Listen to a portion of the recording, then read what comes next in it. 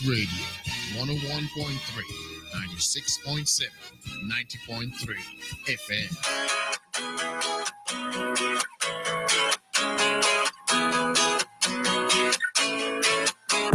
Keeping It Real is an interactive radio program heard only on Nice Radio. Join your host, Joel Abraham, every Friday as we discuss important issues affecting our society from 8 to 10:30 p.m. For persons living outside of St. Vincent and the Grenadines, you can still listen to us on Nice Radio's website, www.niceradio.info, or you can email us at bdsnice@gmail.com, or simply give us a call at 784-456-5967. Remember, it's Keeping It Real, the interactive talk show program heard each and every Friday only on Nice Radio.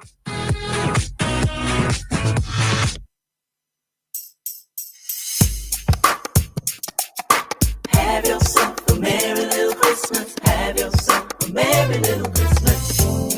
Have yourself a merry little Christmas.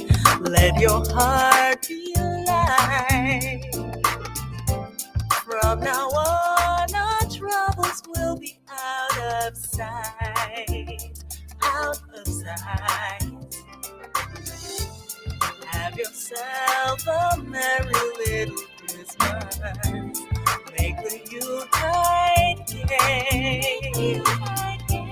From now on, our troubles will be miles away. Here we are as in olden days, happy golden days of yore. Faithful friends who are dear to us, gather near to us once more. Through the years we all will be together, if the fates allow. Hang a shining star upon the highest bough, and have yourself a merry little Christmas. Have yourself a merry little Christmas. Have yourself a merry little Christmas. Have yourself a merry little Christmas. Have yourself a merry little Christmas. Have yourself a merry little Christmas. Let your heart be light. From now on, our troubles will be out of sight. Out of sight. Have yourself a merry little Christmas. Make the Yuletide gay. From now on, our troubles will be miles away.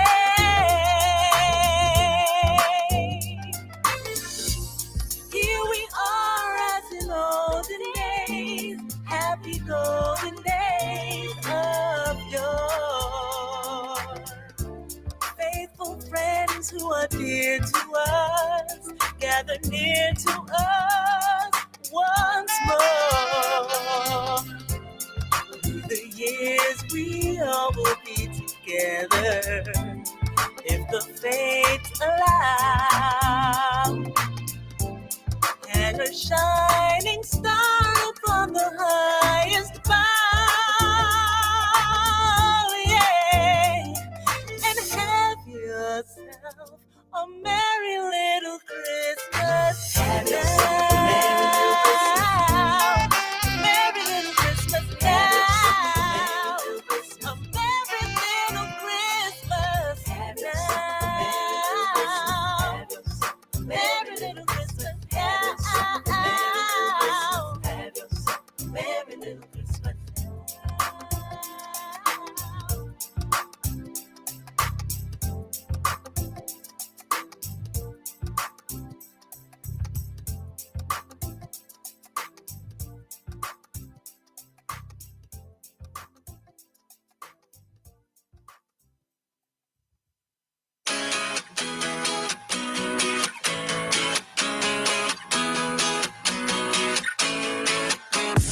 Keeping It Real is an interactive radio program heard only on Nice Radio. Join your host, Joel Abraham, every Friday as we discuss important issues affecting our society from 8 to 10:30 p.m. For persons living outside of St. Vincent and the Grenadines, you can still listen to us on Nice Radio's website, www.niceradio.info, or you can email us at bdsnice@gmail.com, or simply give us a call at 784-456-5967. Remember, it's Keeping It Real, the interactive talk show program heard each and every Friday only on Nice Radio. Tune into Nice Radio every Saturday at 7:30 a.m. for A View from the Outside, hosted by Brayton Horn. A View from the Outside takes a look at key issues affecting St. Vincent and the Grenadines and gives a global perspective on how these issues are viewed. Host Brayton Horn will examine a variety of topics to enlighten, stimulate debate, and explore solutions. Hear the facts, hear the real-life stories, hear A View from the Outside. Join Brayton Horn at 7:30 a.m. every Saturday on Nice Radio for A View from the Outside. This society need a spectacle. It might help us to see some evil. This society need a spectacle. Vincy people, are you ready? We outside again. We outside again. We outside We again. outside again. Yes, we outside again. The window shopping, the Saturday, then the church going, the sweet bed, the 9 mornings. Come on then. We outside again. We outside again. We outside You might again. need Yes, this. we outside Use again. up on the drinks, boy. Share the item.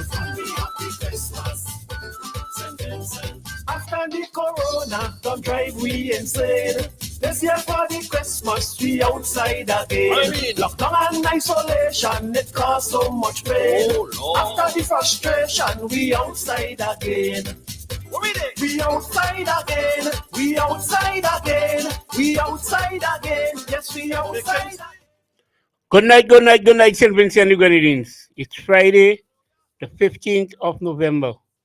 So we are in the middle of the 11th month of the year.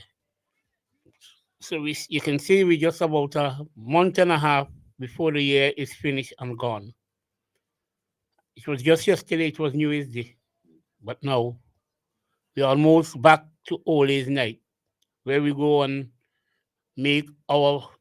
take our blessing to blessing the new year, and we make our vow to change our life and to make certain pledges and wishes, and before the year reaches 3 days, sometime it don't change. Father Abraham? Anyhow, Keeping It Real is on the air. So wherever you may be, every foxhole, crab hole, dog hole, every nook or cranny, submerge, cyberspace, whatever social medium you are listening us on, Keeping It Real is on the air. And as the saying goes, there's never ever a dull moment in St. Vincent and the Grenadines.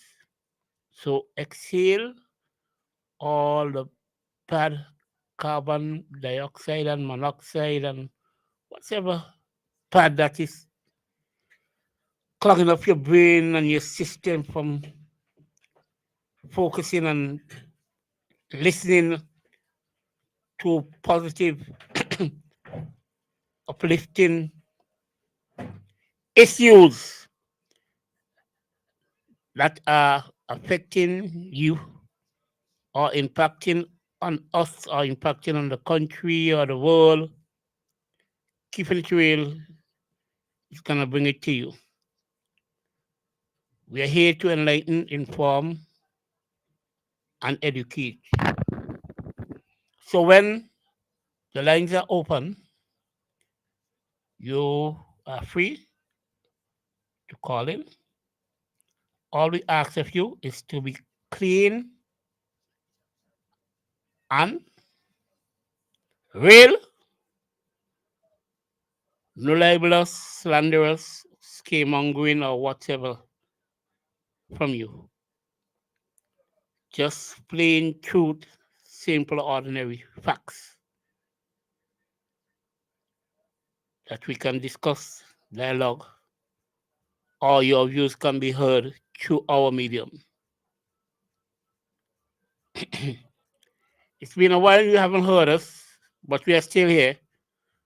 And I have one pledge again to ask to the general public that is listening. This program is not a party program. We are not dictate, control, manipulate, or a voice for any political party or any group. We are just here to see it as it is, to talk about the issues and enlighten our people. Right? So we are still asking for donation to keep this program alive. And we are asking you every little bit you have. You could drop it off at Nightingale Bookstore in Middle Street. Or if by chance you put up on me or Father William, and you have it on you, you could give it to us and we will drop it to the station to ensure our program would be available for you. It's not a free program. We have to pay, and we depend on our audience who are listening to help us in whatever way they can. But with that little bit out of the way, Father William, there is so many things that are happening. Farmers are meeting me and complaining. Workers are meeting me and complaining. It's even written over at school children and all, because they recognize my voice. I don't know if you have encountered that. And I'm surprised. The two school children tell me they listen to the program with their grandfather. They didn't say I'm grandmother or mother or what. They say the grandfather. But I didn't ask them where, who, or what. I just say, well, it's good that you listen to us and you can recognize my voice. And I hope many others can join all you. Now, last time I was here, Father, I mentioned about your workers at agriculture and their payment. Up to now, some workers haven't got paid enough, Father. And there is a serious backlog. And we are almost at the end of the year because maybe in the next 2 weeks and a half, these same workers will be should be going off on vacation for the year. So I don't know. And that is a serious issue. I don't know how they are facing their situation and hasn't rise up or drop tools or whatever. Another problem that they are facing is the whole situation with they are being short paid with under this new minimum wage act, where they should be getting an extra $7 for hazardous pay and those sort of things, and they are not getting paid since that has been implemented. The new workers are getting it, but the old workers are not. Such a gross anomaly. And in here in the Minister of Labour, who is also the Minister of Agriculture, coming on the air and talk anything about these things. While Caesar is twiddling his thumb, agriculture is being put in a box, soon to be buried in the various cemeteries throughout the country. Father Abraham. That is what I got from the farmers. I understood that they was to be sharing with some supplies at Lacroix, some plastic covering to help reduce weed for farmers. Couple farmers went there and there was no activity at all at Lakwa. So these farmers are like fools. They spend the money, go there and nothing. Some farmers were promised that they would be given vouchers and they were to collect money. Because I myself heard about the money. They were to collect $1,800, 600 for October, 6 for November, and 6 for December. And they have not collected a red cent up to now. I also have to get in contact with my fisher friend because I also understood that they also have to receive money. And because my business these days, when I pass at the fish market, I heard a couple fishermen asking me question if the money starts being paid, and tell them then they should contact Mr. Harry, who is the go-between man and the Ministry of Agriculture. So I don't know. All these are things that are impacting on the average man in this country. But lo and behold, we hear it talking about a whole lot of money here and money there and money there and millions of this and millions of that. And I don't know where it is. Where is it?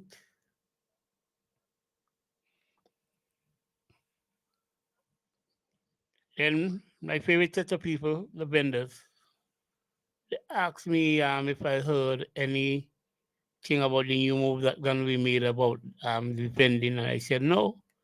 So they said pretty soon there should be some changes. 'Cause I also understood that Little Tokyo is soon to be closed, and some of the operators going to be operating out of Chinatown and part of the market. I don't know which part. I don't know if they are the ones now going to be occupying the tents upstairs, the vegetable market.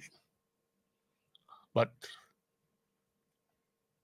I'm going to look out and see what would be the transpire, because you see they want to start the reconstruction of the Windward Bus Terminal, Little Tokyo, so that it would coincide with the opening of the new Kingston port.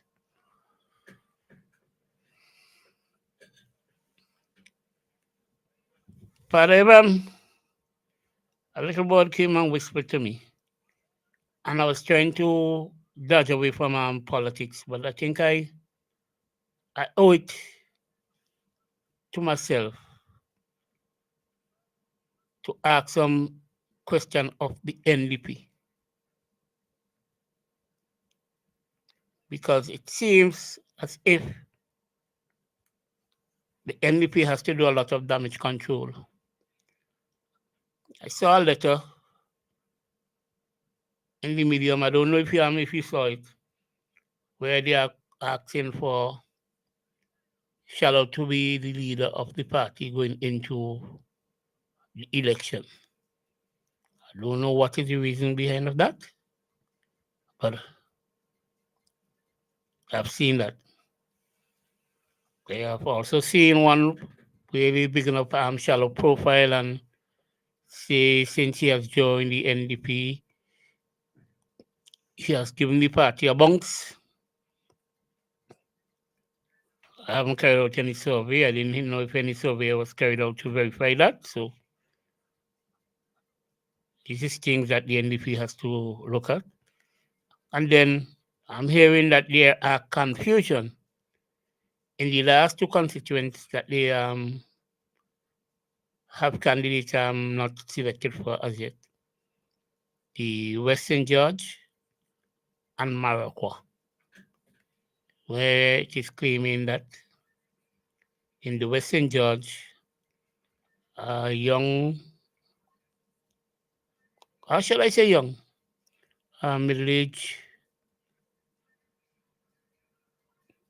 public servant is willing to take the risk and choose that in the race to represent the constituent, to say that he's fairly on equal yoke with the present representative, Mr. King, Baffy. Furthermore, they were both friends and part of the Billy progressive program, youth sports program and so on up there. And they say the founder and father of the NDP daughter has shown her heart in the ring also too. But there are some moves that is being made that is not of proper to upset the whole operation. And if what I am hearing is so, I think person should be of better sense and let democracy prevail. If these two persons are the ones who are up, they should let the constituents in the vote for Pollution, contamination, and bad man beg my semi song creating bacchanal. But I don't feed the children with no sex and alcohol. Christmas clean, keep the Christmas clean. Dirty lyrics too extreme. Christmas clean, Christmas clean, keep the Christmas clean. Prime Minister intervene. Christmas clean. Another deplorable trend of many is to turn Christmas into another carnival, but in December rather than in June. Christmas clean, keep the Christmas clean. sorry for that slight interruption. Something that should have been avoided, but so yes, I think the constituent should vote, have a runoff as to who the candidate should be. And I think it should be done as soon as possible, instead of prolonging this matter, because the longer you prolong it, it could create more confusion for your party. That is just my advice. Similar for the situation with Mariakwa, where there were 3 persons up. A previous representative for the constituency who ran at the last election, a young IT personnel, and radio personnel with the other person. So I think it's time to get these things out of the way and get the party prepared for the upcoming battle that should be any time now, between now and March 2026, which is the cutoff time. But most certainly it can be next year. So these are situations, political-wise, that the opposition need to clean the house and organize and then re-strategizing to go forward. Then further, I am hearing a rumor that the present caretaker for Sign Hill, East Kingston, for the ruling party may not be the candidate for the upcoming election also. There's rumors stating that one of our ambassadors overseas will be replacing him. So I don't know how that can be working out, knowing certain things that I know, but I will not sit on air right now. I would wait for the necessary confirmation, then I would see what I have to see on that aspect. Other than that, the country is just going through like it is on autopilot, because all I'm hearing is that the government ministers, the acting prime minister is singing the praise for the prime minister, and because if he's next to God, so. But my main issue right now, Father Hiram, is the condition of the road to get to the various farming lands. I've gone to the Marco area. Yes, I see a lot of work is being done there on the main road, but access the feeder roads and the bypass roads that farmers need to get to their lands to start to do their produce, not happening. And also too, the Moko, like they stop doing any spraying or whatever to reduce the impact of Moko. I passed by a lady and her entire planting that she has just replanted is being taken down with Moko. She said she is using Clorox and some other chemical and spraying and throwing in the soil or whatever, but it is of no thing. And it's sad to see the situation. Sad. I also was in the Greg's Lauders Lomans area. Similar situation with accessibility and problems with waiting on the necessary things that are promised by the Ministry of Agriculture and the Minister. So farmers are catching their in. And then I went to Leo and Vermont, and it's about the same thing. So I don't know how and when agriculture is gonna take its rightful place that it once held in this country.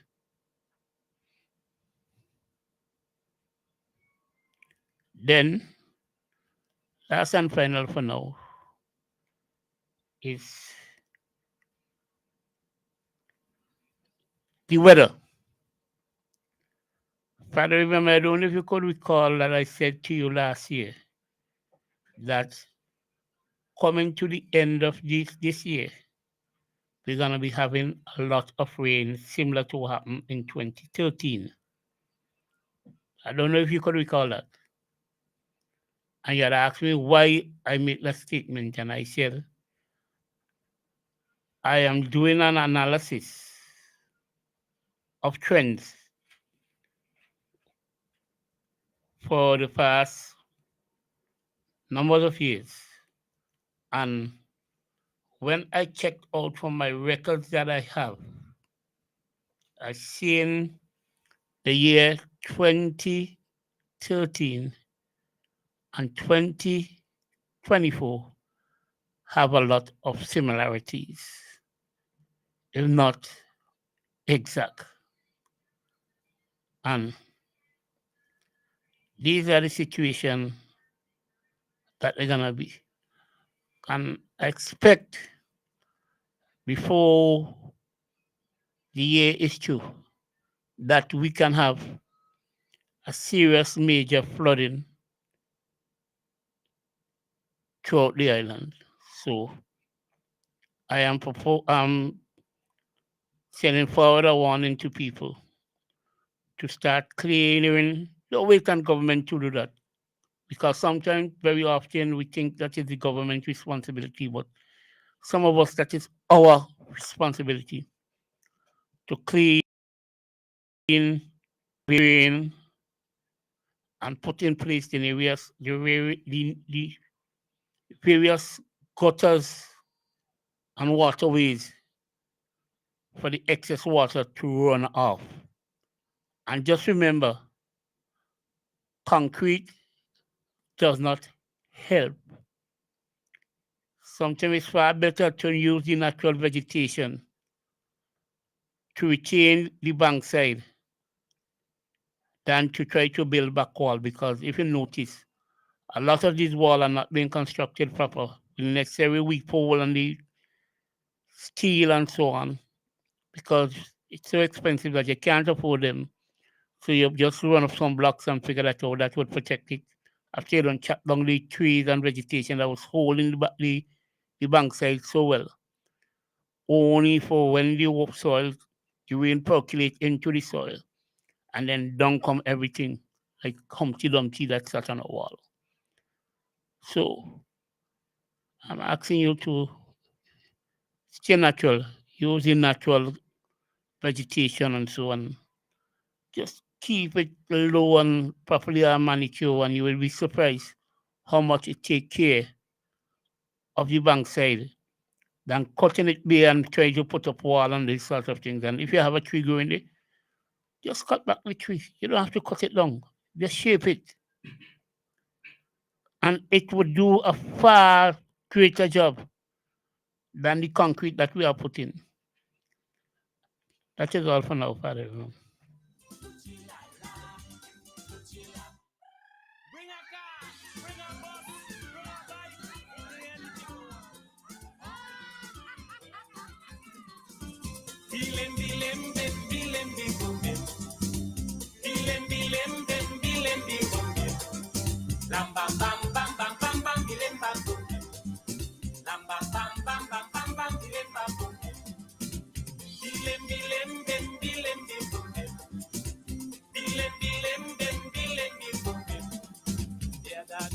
I went Venezuela and I fall in love with a senorita. Well, I hardly know the lingo, but I really don't what she know. So I try out a old seppo. See me making signal for two and I'm singing, hey, me muchacha, bese mucho bien, dame el amor. Oh yes, oh yes, oh yes, oh yes, oh yes. Me muchacha, bese mucho bien, dame el amor. Me mommy rich, me papi rich, me uncle rich. Cha-cha, me brother rich, me sister rich, and I drive the motor car.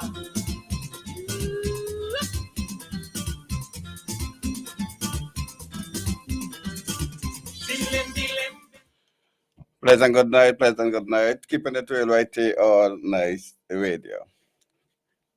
The CWSA wishes to inform the public that due to a broken 6-inch pipeline in Makati, water supply to the following areas will be disrupted from 10 p.m. tonight, November 15, 2024, until the necessary repairs are carried out tomorrow, November 16, 2024. The areas are Glenmorgan, Makati, Enums, Revelet, Revere, Top Carapan, Harmony Hall, Choppins, Rassamil, Diamond, Belvedere, Brighton, and Prospect. And the CSC wishes to regret any inconvenience that may cause. So tonight, from 10 p.m., so if you have any water to catch up, or you should be sleeping by then or about to see. But it's Glenmorgan, Makati, Enum, Dripolet, Revere, Top Carapan, Harmony Hall, Choppins, Hotel, Rattamil, Diamond, Belvedere, Bridgetown, and Prospect. Okay, pleasant good night to all again. I saw an article on Eyewitness News, and I think I will start there tonight. And it captioned, "Too long waiting for justice." And this is in light of the vaccine mandate, where over 500 teachers and public servants are still awaiting justice. We all know that this will be the 4th Christmas since some of those teachers and public servants were dismissed from their jobs. Fourth Christmas, those public servants and teachers were dismissed from their job. We also know for a fact that the court have ruled that the actions of the government were unconstitutional and the procedures that were to follow were not followed. That is what the court would have ruled. Then we know that the government appealed the decision. Well, first, they indicated that they don't have money to pay those persons that were sent home. And we could remember the letter from the Attorney General when he asked for the stay of execution of Justice Henry ruling that if the public servants are paid and the government on the appeal won the case, the public servants may not have the money to pay back the government. We know that nonsensical argument that were advanced. And we maintain our position from day one that what was done to the public servants and the teachers was a breach of their constitutional right. And Justice Henry proved us right. We don't know what the Court of Appeal is waiting on to also prove us right that what was done to the public servants and teachers were unconstitutional. So let me just read from Eric the Jews and continue on this part for a few minutes. It is November again. The struggle goes on for over 500 teachers and public servants who are awaiting justice from the Court of Appeal on the renowned vaccine mandate case. One of the participants in the recent public speaking competition wonderfully echoes the sentiment of the dismissed workers in a fervent plea for justice. The youth question, when will it end? And that should be all of our questions. And I saw something from the Christian Council recently in terms of the increase in crime, and they basically has arisen and given their 2 cents on the issue of crime in St. Vincent and the Grenadines. I want to know if they are aware that what was done to the teacher was a criminal act also by the government of St. Vincent and the Grenadines. And we know for a fact that a number of persons who took the vaccine subsequently has died. Some of them are still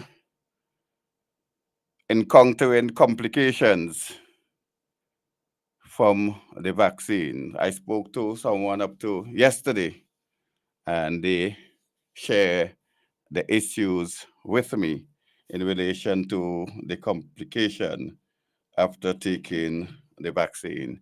We had a lot of loudmouth during 2021, 2022, 2023, and a lot of persons who were condemning us, who were on the right side of the law and the right side of the COVID vaccine mandate. And we were called all sorts of names because we stood for what we believe to be right, decent, moral, and justice. And we continue to do that. Once we believe what is done to any individual is a breach of their constitutional right, once I am given life, I will speak to those issues without fear or favor, ill will or affection. So the young and old in this country continue to feel the disastrous impact of the COVID, of the government decision to prosecute hard-working Vincentians. Why? We refuse to be lab rats. We refuse to consent to an assassinate mandate.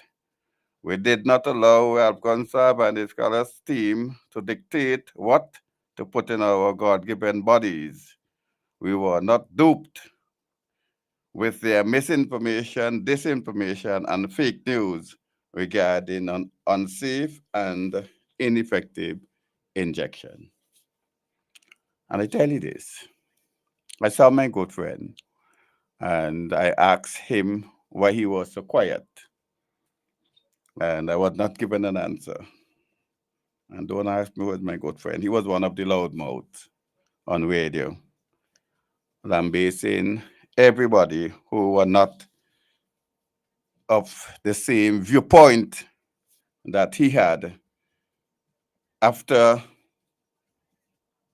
looking at the same information or information that were given and stats, but they were not of the same opinion, rightfully or wrongfully so.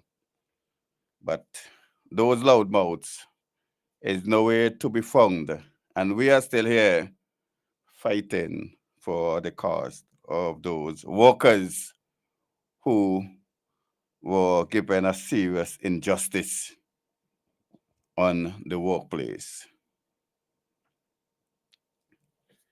The unforgettable ordeal began in our parliament in August 2021 when the ULP Labour Party parliamentarian started an all-out war on our rights. Well, I should say the parliament, because some of the members of the opposition were in support of it, and they also cussed us out on air too. And they also were of the group of misinformation, disinformation, and some of them among the groups of the loudmouth who were lambasting us also. So they are not in the clear also, even though we heard from few of them and they apologize for giving wrong, well, for, I don't think it's giving wrong, but they apologize to the people, or some of the people, I should say. So they also were among the loudmouth. So it's not only the ULP politician should be blamed, but the parliament in itself, they did an injustice, because we expect when they go to parliament with legislation that they should know that they cannot violate our rights, our constitutional rights, and the parliament are there to make laws for the greater good of society, peace and good order.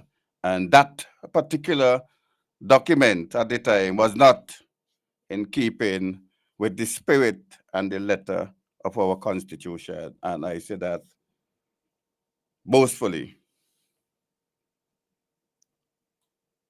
While Vincent was asleep in the wee hours of the morning, those wretched politicians were busy debating for changes to the Public Health Act to accommodate a wickedly orchestrated mandate. What a dishonorable act.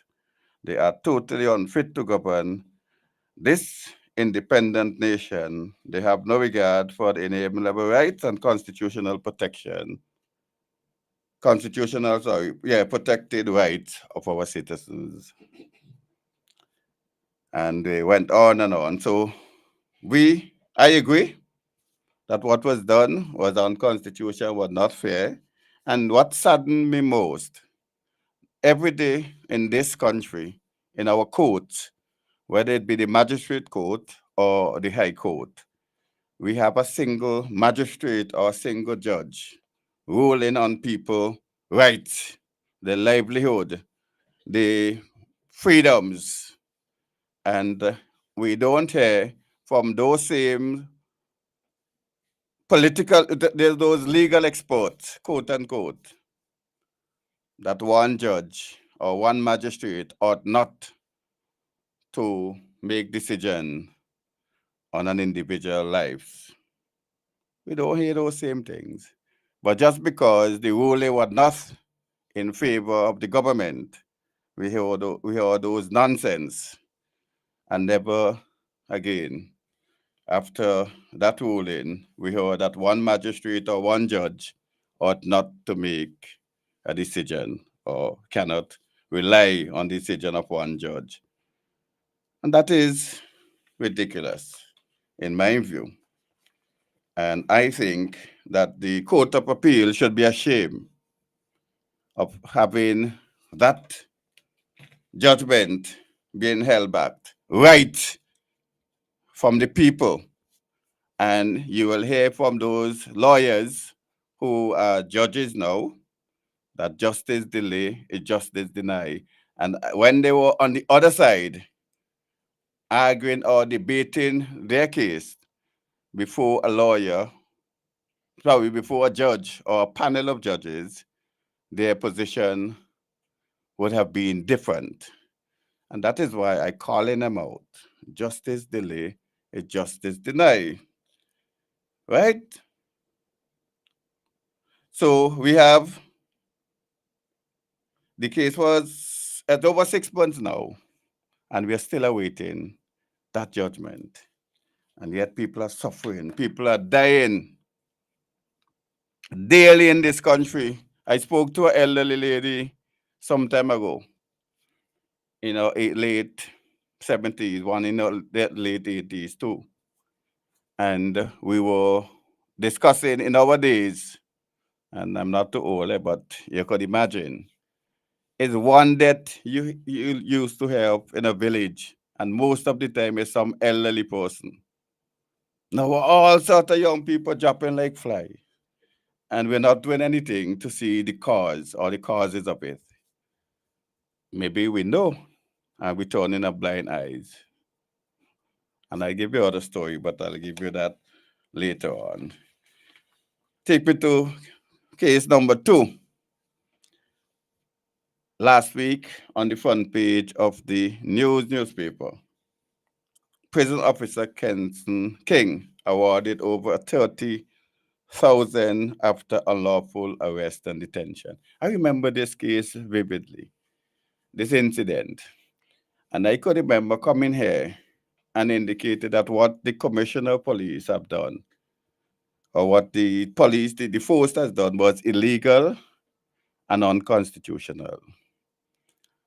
And procedurally and every way, because the police, maybe at the time, the commissioner of police or the leadership of the police at the time thought that they were in charge of the prisons.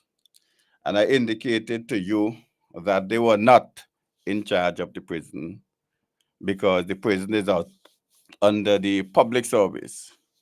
So the PS was the one who would have had to make the necessary order for the investigation. I indicated that to you. So what was done to Kenson King was, again, unconstitutional and illegal detention and arrest. Because the commissioner, the police, the commissioner, well, I have to blame him, because the commissioner had no legal authority in law to go and arrest a prison officer when his immediate boss is the superintendent of prison, and the superintendent of prison immediate boss is the PS. So he had no legal authority then to so do. And we waited patiently. And I remember when the incident happened, I spoke to somebody who were in the leadership, in a leadership position at the prisons, and asked how could they allow that. And I wouldn't indicate to you their response, but they didn't allow it in a long and short, but what was done was illegal. So I'm glad when I see justice is being done, when government or the authorities or departments of government overreached and breached persons' constitutional right, which they have no calling doing.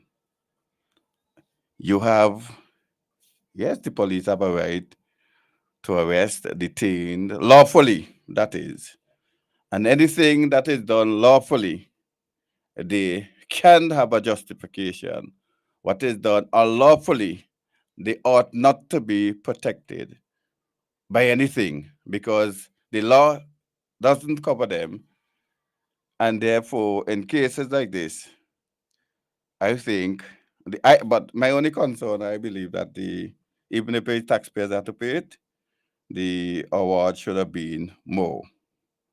And it should have been more what the court awarded because, and they teach the authorities of government a lesson that you are not above the law and you ought to disobey. And I said that already and I will say it again. You ought to disobey any unlawful order given to you by your superior. And then when you disobey any unlawful order, then you are protected. You carry out a lawful order because of the system we have, you are still protected in a certain way because the Attorney General will represent you or you did it under the authority of the state and they may protect you. But in my sight, you will be an embarrassment to the society and a disgrace because you are obligated to refuse any unlawful instruction given to you by your superior. Let him or her go and do it themselves.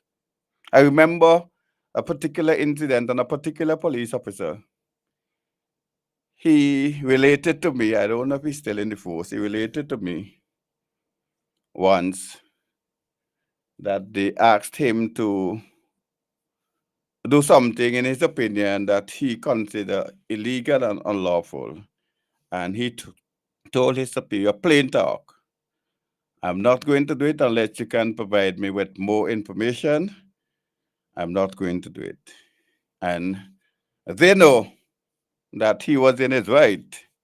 So the only thing they could have done is transfer him because they know that he was in his right to disobey that unlawful order. Then we look again at the individual that was shot in Oyo. But let me deal with the other part. The individual that was shot in Oyo man wins 102,000 lawsuit against police officer and the Attorney General. That is on page 2. Remember what happened in that incident in Oyo where he was shot. Went to court and he sued the state and he was awarded. So there must be something wrong with the leadership of the force in these circumstances. Whether or not in the second incident, whether or not the police officer believe that they are above the law and they can do what they want and when they want. And because they may believe that they are protected in terms of they, as an individual, will not be sued personally, but all of these monies come from the coffers of us, the taxpayers. And I tell you this, I don't know how much, and I'm going back to the other one, I don't know how much the lawyers will be paid for appealing the vaccine mandate. But I know the lawyers are paid handsomely. And whether or not it make any legal sense or political sense to take those matters through the court, paying lawyers to defend the defenseless. Whether or not we could have used that 50,000 years or whatever to pay the public servants and the teacher and swallow our pride. Yes, we were wrong. What we did was unconstitutional because they did that with the Freedom of Information Bill. I mean, they duped some of us. I remember the late Glenford Prescott and myself were on Keeping It Real, and we indicated that the law couldn't stand on its own because it was in violation of the financial store rule. And some person challenged us on the road, only to hear that from the horse's mouth, the leader of government business in the house, that it was in violation of other laws. So that document itself have never seen the light of day in terms of implementation where we could gather information.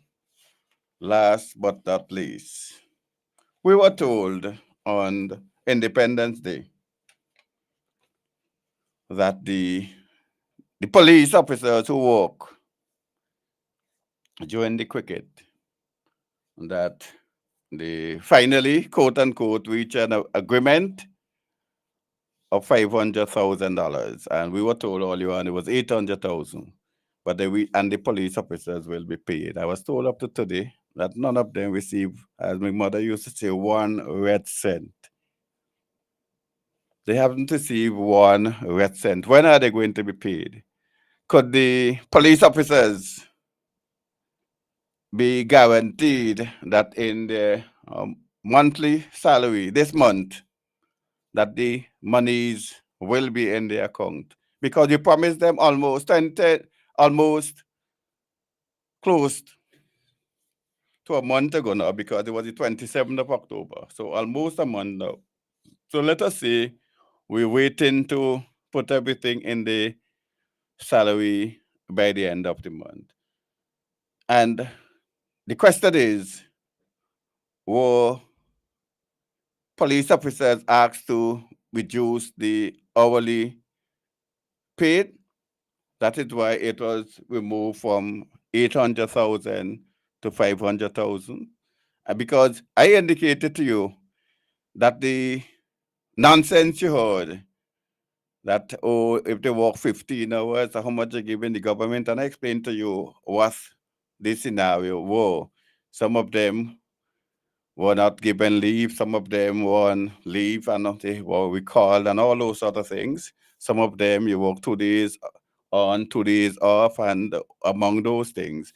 And if the match start this time, when they will have to be there for, and the time they will. So that is what happened. So I hope that the police officers in this month, when they go to the banks or the lending institution, the credit union or what, where the monies are sent, that they can say without a shadow of a doubt that the government had fulfilled their promise. And just on that note also, I was told that they were promised $500 earlier on, and they had never received that $500. So in addition to the cricket money, we hope that the $500 that they were promised also will appear in the account. One other thing, I say last, the relief. You have some idiots in some of the government departments, total idiots, and I make no apology for calling them idiots. There are a number of reports that when you go to a particular department of government to request relief, they asking you all sorts of stupid questions. All sorts of stupid questions, like who you vote for and how much children you have, and all of those nonsense. What the hell you doing a survey? We call it again, boy. So you cannot census. What the hell you doing a census?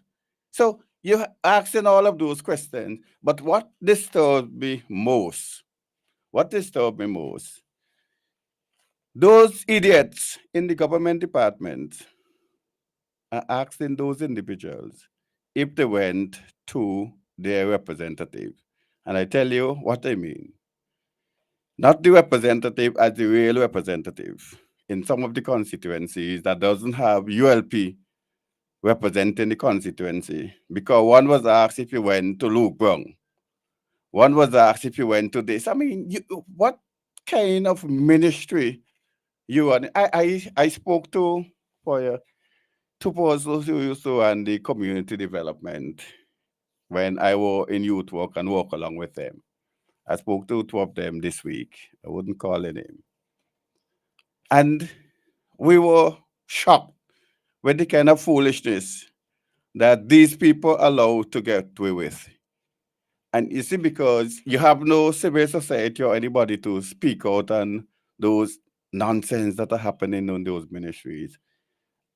Boy, somebody told me that they roof were blown off. They have a sister now, working in that particular ministry. And the sister told them they're not going to get anything because they're not supporting the party. I don't know how they know that, but they're not supporting the party, so they're not getting nothing. So that individual who gave me the information had another sister who happens to support the party. And that other sister was called to receive the thing to go and get the material. I mean, how can we have these nonsense going on in a small country like this when almost everybody are connected by blood? Almost everybody are connected by blood. And we have you denying your own sister material that is needed.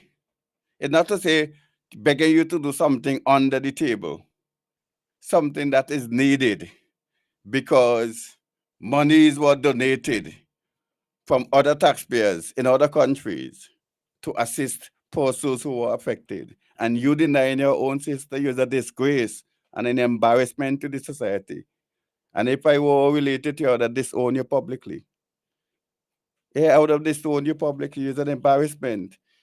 Regardless of what, whether the person is not your relative or your relative, you are a public servant.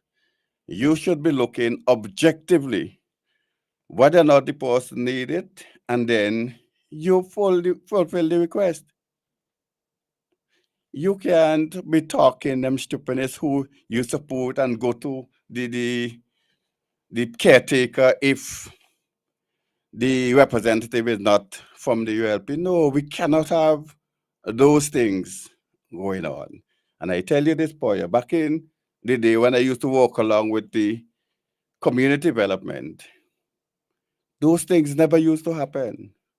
We used to go out with the field officers and we assessed the damages. We submit the thing, and whether it was with the snag, whether it was Alwyn Cupid, whether it was Roger Young, those whether it was at the time we had that guy there too at one time, what is his name? Andrew Cummings, whether it was those individuals. You never get into the nasty politics that we seem to be getting into these days to hand out what other taxpayers from other countries has donated or given to us to distribute equally. I think I talk a lot. And I open the lines for if you want to have your talk also. I have some other issues to deal with, but I will deal with them during the call. But we have yet another murder today. Yeah, your alarm, you didn't saw it? Okay, let me take the call. Pleasant good night. Good day, Brother Abraham. How are you? I doing fine. And this is my best program, even though I don't get a chance to speak to it. But I don't really want to waste any time to go in why I don't get a chance to speak. But I just want to respond quickly to a few things you said, because I've been, as you know, I've been talking for 16 years. And I thank God, Abraham, for you, Poya. Greetings, Poya. I met a good friend today, Brother Pumpkin. And I want to say, Pumpkin, I really feel, Yes, and his lost up his wife. His wife. Yes, why? Because how many persons, Abraham? I Mhm. think you could count about 10 on your fingers. I Mhm. think you might be on that list. And Brother Pumpkin and Poya and myself, you have Dave Robertson. I mean, just a few persons had the guts to speak out against the atrocities that were happening in our country. Mhm. And sad to say that a lot of the politicians are not there. But Brother Pumpkin, I really feel for your Mhm, loss mhm, because you literally were one of the individuals who single-handedly, when you put two persons' wife fought HIV, and I don't say fought, it is that to keep people safe, not the HIV unit, Mhm. not the government, not the opposition, not the people in this country who are supposed to help us. This guy literally went around to help the very, The person suffering people who are affected and living with HIV. affected. Yes. And you know how he did it? Yes. I mean, he came here in Annisville to people and he said to them, you have HIV, Mhm, mhm. but you could live. Correct. And so take that antiretroviral drug. Mhm, mhm. He said, take it because it will keep you safe. Mhm, It will prevent others from getting it. mhm. And he also said, get tested. And stick he to one told- partner. Yes, Mhm, because let me tell you something, right? If you didn't test mhm. and you allow 2 years, what are you going to have? 2 years of massive attack on that immune system. Mhm, mhm. And obviously you would not be able to help yourself with the viral load. And that is what thank God, 99% effective is what this vaccine has done. And this individual went around single-handedly, even without resources, to make sure he protects. What is happening? When is the last time you heard HIV? Let me come off of that because there's so much other things I want to say and come off. So the matter of the rule of law Mhm, comes into place. mhm. And this is what Hamilton been saying, and you've been saying, and Poirier been saying. What is rule of law? Rule of law is that if you have a violation of our constitution and people in authority, because you know what has happened to me and you and Poirier, and has happened to people like Frankie Silver and Dougie De Freitas, and other people have been in this very important discussion, is that we have been blown away. Mhm. So how do we know how is rule of law matters? Donald Trump. You remember we've been speaking about Donald Trump and wishing him all the worst that he doesn't ever see the light of day again. You notice he has now resurfaced and is now the president of America. President-elect. President-elect, sorry. Mhm, President-elect. Because rule of law, this is what happened. So here you had an individual who violated the law mhm. by saying, I ain't coming out.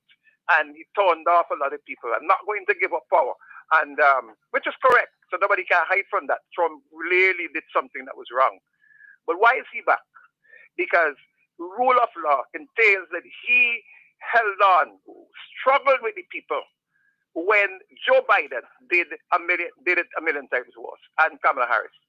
And this is what has happened in St. Vincent currently, that we have a dictatorship that went through phase start the land. And I'm sure you can say, and maybe a lot of people don't understand that.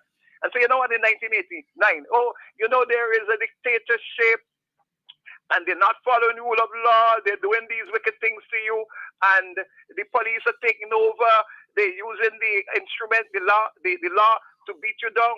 Police basically been, being partisan. The church has been basically compromised, all of that. And this individual now reversed it when he got in. And so there is a situation where Mr. Dictator, and you know what I'm speaking about, has literally destroyed rule of law, meaning then that he has silenced the masses, the very influential masses. How many persons you hear on radio? You listen to radio programs, only Hammy, and Frankie Silver and Dave Roberts, and one or two others you would hear speaking out. What has happened to the lawyers? What has happened to the unions? What has happened to the opposition? What has happened to other people outside of the political state? And so you have found yourself in a role where you have been there, standing with democracy, standing for rule of law. And so let me give you some evidence. You say $30,000 for Rex, but it had nothing to do with rejoicing because he has won his case. What is so scary about it is that it happened to others when they won their cases. And what happened? Find out, we'll go back to Marcus Freitas. They were rewarded the fruit of the judgment. Right. And so basically I said, and agree with me, that nothing would happen when this guy literally, not just being a situation where he is a prison officer and so you didn't have a right to arrest him, but the very reality that there was absolutely no reason to arrest him. He was arrested unfairly, but it has come a norm for 25 years. And once it's a norm, it will remain a norm. And this is where we go back to Trump. Trump was able to say, we able to get people to say to them, no, you have the power. Look at that, a man who literally did violate the law is on the side of the people, and literally he has gotten people to understand that no, all is at lost. You could still stand up. You could say, we don't want people at our borders. You could say that we are not going to stand up for no homosexuality in our country, transgender against our young children, because why? Why? It is not a right. And so these communist people and these dictators, like what we have here, they're now saying to us, there's really no God. So you could have homosexuality. So you could go to the convention, someone, and say, well, you know what, man, no, man, we could get Caesar Bowman to sign on to a convention and say, well, we want homosexuality. God bless you, Jason Gordon, Archbishop Jason Gordon. And that is a norm now. Nobody who church wouldn't take, only Hamilton and yourself and a few of us would they challenge that. So there is a norm for that.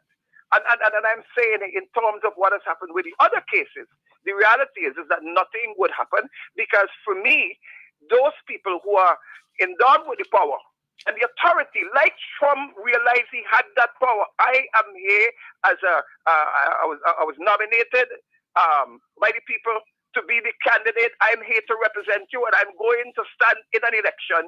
And we want you, even though we had faults with you, because why? We can't talk anymore. You have taken over the judge. You've weaponized the FBI. You've weaponized the Attorney General. You've weaponized the very church people against you. You have weaponized all the institution of government. You say you have the majority of judges. And so our constitution has basically eroded. What is happening in St. Vincent? I talk, they say, don't bother with you, don't bother with Abraham. But who has that authority? Under the Constitution, the opposition is the authority. The unions are the authority. And we have lost them. Civil society, the churches. Do you know who filed the surface, Abraham? Your good friend, the Christian Council. You know what we're talking about them. Yes. The Christian Council now coming out of out to the former chairs in there. Oh, you know what? Because the crime is so, we've got to put action over pray. You know what they've been saying before? Only pray. So we all hallelujah, amen. Is really and no rebuke, no will to be critical of the person, the dictator. No speak, because why, Abraham? Why? Why have they gone silent? You say they gone silent because they're afraid? No, because they're benefiting, and that is what happened in America, and that is what happened to the movie stars, and that is what happened to with freedom, the movie stars who supported a communistic system against God, against the church, against the Constitution, because money is what runs things. What finally saved me? Listen to Honorable Addy Yusuf, go back to his speech, and I sure you would have had good words for you and Poyer also when he gave up. He said, "Oh, they can't bribe Hamilton." Because, Abraham, that is all it comes down to. I want to say to you one last thing. I don't have the whole day. You have looked at the other case in that newspaper. Oriya man wins 1 or 2K lawsuit against police officers, Attorney General. You saw that document there? Yes, I mentioned it too. Isn't that scary to know that this was the norm, that even people are being shot? And the judge could say, no, not because you feel then that you could come up with it. No, you don't just shoot somebody like that. But look at what has happened in Chateauville. Here you had a situation where there is a man who is mentally insane, and he had a cutlass, and a mother from the police officer said, "Oh God, I don't like what happened to him, because the Black Squad, Red Squad dictatorship style from what we had, Hamas style, Venezuelan style, literally went up in Chateaubriand shooting bullets left. And I'm not talking on radio, people, because I didn't research it. I protested with the police, so Hamilton don't come on radio and talk things that he can't prove. And so here what happened, a police officer ended up getting shot in his hand, and this guy comes down literally in pieces, a cutlass man. Are you people for real? But this is what been happening in our country. And I mean, you're talking to my good friend King. What has happened to Hamilton? Abraham, I'm not a criminal. Everybody know my family, my father. We know my family. We're decent people. Why should I be arrested? And then when I go to the same man, superintendent, same superintendent, and you know who I'm speaking about? They arrest me, Abraham. Many of my brothers and sisters arrest the man because he had a toy gun. Arrest a lady the same day I saw that the police were literally holding the lady from going to pee. We treated us like dogs. And then when Abraham came down, compromised my wife, he said, hey, I come to find out what has happened to you. He said, did they arrest you did they say what they arrest you for? No, they didn't say, Brother Bruce. Thank you for coming on my behalf. He went in to see the superintendent. And what happened? The superintendent said to him, well, you're correct. Send him in. They sent me and the lady that they arrested. They said, we're going by twos. When I went inside, I said, hey, superintendent, hold on. I come to, to hear what is your, how, are you going to keep me for 50 hours, 20 hours? Are you going to, you know what he said, Mr. Hamilton and the lady, Miss Bennett? I want to say that you did nothing wrong. We didn't commit a crime. We only took you in to set example to the others. And they've been doing it. 19 police officers in Doggy House, going in Lance House, arresting this one, treating Luzette King and Exeter like dogs. Why? Because they could come tomorrow if they feel then that maybe our presentation they didn't like it and arrest me again. And who would stand up for us? Not the opposition, not the people who I put my life on the line for, not the unions, not the churches, only Abraham and Poyer. And I am saying, hey, this is how we're going to live. We have we have seen a devastation in news items now rushing. And I want to say this publicly here, it'll come off. A man called me, I'm going to call his name, I love him. I defended him on the radio program, and he came to me and said, Hammy, I understand your wife is sick, and I want to give you some help. This is a political man close to the ULP, and I want to call his name. I want to say to you, my brother, are you for real? You don't know Hamilton by now, you don't know Abraham by now, you don't know Poyer by now, you don't know Dougie the Freitas by now, you don't know that we not going to take any kind of money from a dictatorship. You feel that you could give money to me. Was he going to give money because my wife is sick? What is the purpose of you giving money to me? What was the purpose you all offered me? A salary when I walked to Jesco, when a family member for the dictator, and so many people were stealing. Why did you tell me? Why did your dictatorship worse than Hamas? Worse than what we saw with Biden and Harris? Because they are now driven by communism and no rule of law. Why did they say to me, Hammy, you're working for 1,800, 1,000 and 500, you're going to possibly get 5,000 and 15,000 and all. I tell you all, none of you underestimate, a few of us in this country, we love democracy. We would rather die. We will not come in a radio and speak lies. And finally, I warn them about the vaccine, not because I'm a doctor, but because CDC-FDA did an adverse event trial because it was not supposed to be given out until that adverse event. Phase 3 is given. Because for even if you got rat and mice and you got a few thousand people that literally were, operating fairly good, you were getting the immune response, you cannot give any medication or any vaccine. And so what happened? Why did Mr. Gonsalves and the authorities across the world give these vaccines? Even now when they are banned, they're not, even now when AstraZeneca and Pfizer admitted that after 3 months we saw devastation, 42 deaths, 42,000 persons sick. And so I have said a lot, but take Hamilton and Abraham and you and a few of us, Dr. Freitas and a few of us, out of the picture and see what is left. Nothing. No unions to stand up. No political party in any significant way that come out in any way like Donald Trump did for the people of America and what happened in the United Kingdom. And so Hamilton has said his part. But the reality is that nothing would happen. We would continue to be abused by the police.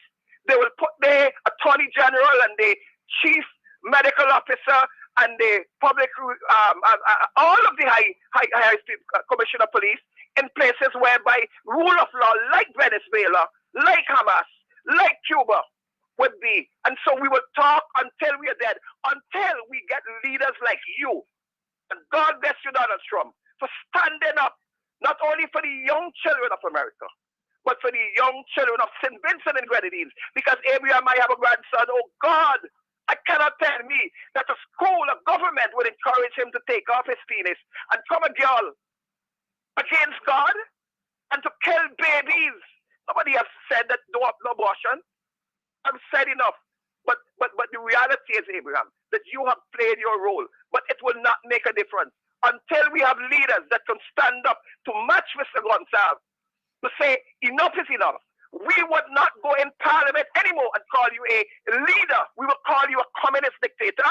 We will call you just like how Donald Trump called the Biden crooked Joe, people who violated the Constitution, people who did not allow rule of law, people who set up every institution, even the church on their side, all because of what sweets up. God take my life. Thank you for bringing my wife out to a point where she's recovering. Thank you for sparing my life, because Abraham, I don't have a $5 to even to go to the doctor when I had one when my wife was there. And so many of our farmers and our fishermen and our hard-working teachers and policemen and nurses have been put to starve. All of a sudden, Gonsalves love us so much. God bless you all very much.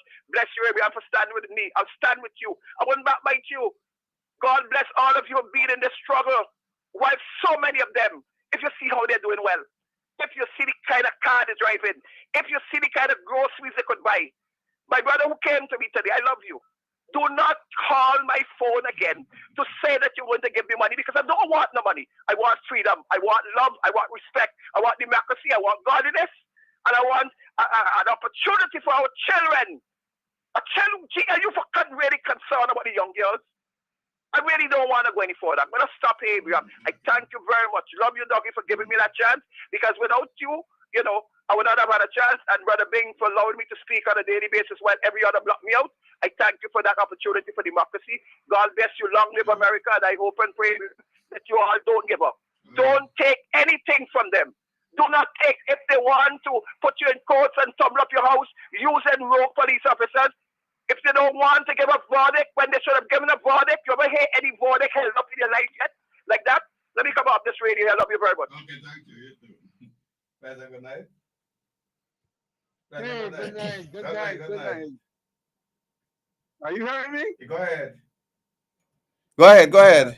Yes. Yes. Well, first of all, I am happy. I'm happy that you did respond to me. Is it you, by the way? Yes. All right. So, my gratitude. All right, go. Okay. Yes.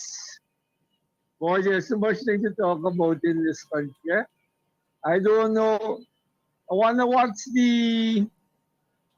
how all of these problems are affecting the mental, side of our human being. Because there's so much that we are up against. But you know what hurts me most? Well, I heard Mr. Hamilton, really expressing his hurt and all of that. But you know what really hurts me is to know that my little St. Vincent and the Grenadines can be going through all of this. And when you think it's going to be over, I listened to our Prime Minister, man. I listened to him up in Sandy Bay this afternoon. And he sung so revengeful, as though he have somebody, he has access to grind with some of our people. I would have thought, coming up to another elections, he would be kind and gentle and know how to talk to people right across the board, but the man is not changing. I don't know if the Prime Minister can change, boy. Life too sweet. What he had said, remember how we used to read it across by from where we used to hang out at one time? Mhm. Life has gotten a little bit sweeter. You remember that? Mhm. Huh? Yes. That was staring us in the face. Well, that eventually closed from there, and then business has gone elsewhere. I don't know, but tell me something, because sometimes I can't get it right. I can't get it right from Dr. Gerald Thompson, who is head of the cannabis, marijuana, whatever, how they refer to it, business in this country. Well, I hear like they handed out something to the traditional marijuana farmers, and I wonder how they're making their money now. I'm just curious, because surely it can't be business as usual like it used to be. When you check, it would be interesting to know who making the most money out of this cannabis in St. Vincent and Grenadines. Who was behind all of this? This big, and they call it what? Cannabis. Wow. Any name they come up with? They find a nice name to say that everybody could celebrate, must come and celebrate this festival or whatever they had. But I am still interested to know, where are the traditional farmers in all of this? Are they making the most money out of the business? They walk in. And they walk in with some of them walk in with the persons who have the license. Okay. Yeah, so that's a bitter pill to swallow as far as I'm concerned. Because I will look, I wonder if the authorities have an account, or they couldn't care, of how many of our brothers and sisters, maybe, that would have died, or would have been killed, not died, I should say, killed in this business on the sea, or wherever they did, or whoever and in prison too. Huh? No, I say, and in prison. How much of that was locked up? Yeah, so I tell you, I used to be doing the coolest all other things and stuff. But this marijuana, this newfound business that has opened up my eyes to a lot of things. Because I understand you can go into businesses now, relax and smoke your ganja and so on. But they might use the word ganja. What they call it? They call it medical marijuana. So who to know if they're intricate? Who to know if they're intricate as in medical marijuana? Huh?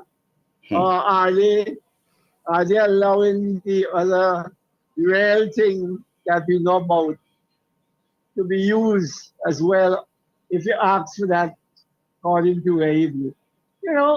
Society, man. The kind of society we find ourselves in is real hip. And they think, as the song said, they think we're foolish. They really think we're foolish. I have never been a marijuana fan. I never liked smoke going down in my system.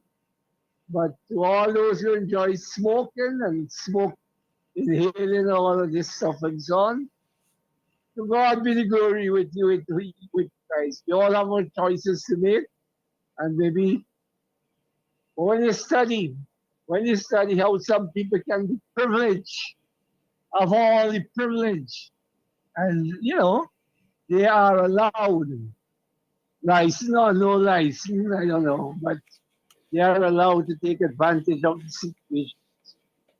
And some time ago, to jump on another point, how long now since you waiting on this decision with the appeal against all public servants, teachers, all those who are affected by this by the prime ministers or this reaction for them not taking that vaccine? How long have we been waiting on that now? 6 months plus. How much? 6 months plus. 6 months plus, Yes. right? 2nd of So December will you're be telling 7. You're telling me what I'm studying now. We have all these bright guys. We have all these bright guys, and then up to now, they cannot make a ruling on that. We went to court. As I said, we are talking inclusive here. Yes, yes. Went to the court, and the court ruled in our favor. And the government of the day appealed, and up to now that appeal can't be heard. So who is really making a mess of things? These are the things we got to look at. There is our highest court. Well, so to speak. Is it before the CCJ? I'm forgetting. No, the Court of Is it Appeal. before the The CCJ? Court of Appeal. Oh yeah, the Court of Appeal, right? So, and if they do not give the ordinary man or not even the ordinary man, because we have doctors who cannot work well, they have to give up their jobs and so on, except they can run their own clinic. What is this? What does this mean? I wonder if how people study all of this and so on. You have your children who went to university, studied for X amount of years, and one man or one political party or government can make that decision. Donkey right to say the wall and level in truth, boy. Donkey have a right to say the wall and level. So I am saying our judiciary, those who control the executive, they need to investigate it or something. We need to put them under the microscope. I always make reference, and that's why it's good to have bigger men. If I can, bigger men who are thinking different. I always remember when the Law Lords had a case in England, and the cartoonists put them sitting on the head. You understand? Because of some foolish ruling they make. But they say when donkey reach, or when horse reach, donkey will reach, something like that. I mean, we kind of sacrifices or the kind of suffocation we have to go through. It's really not the best. That's not how we treat human beings. So, anyhow, I send hope for the best. Thank you. Yeah, you too. Okay.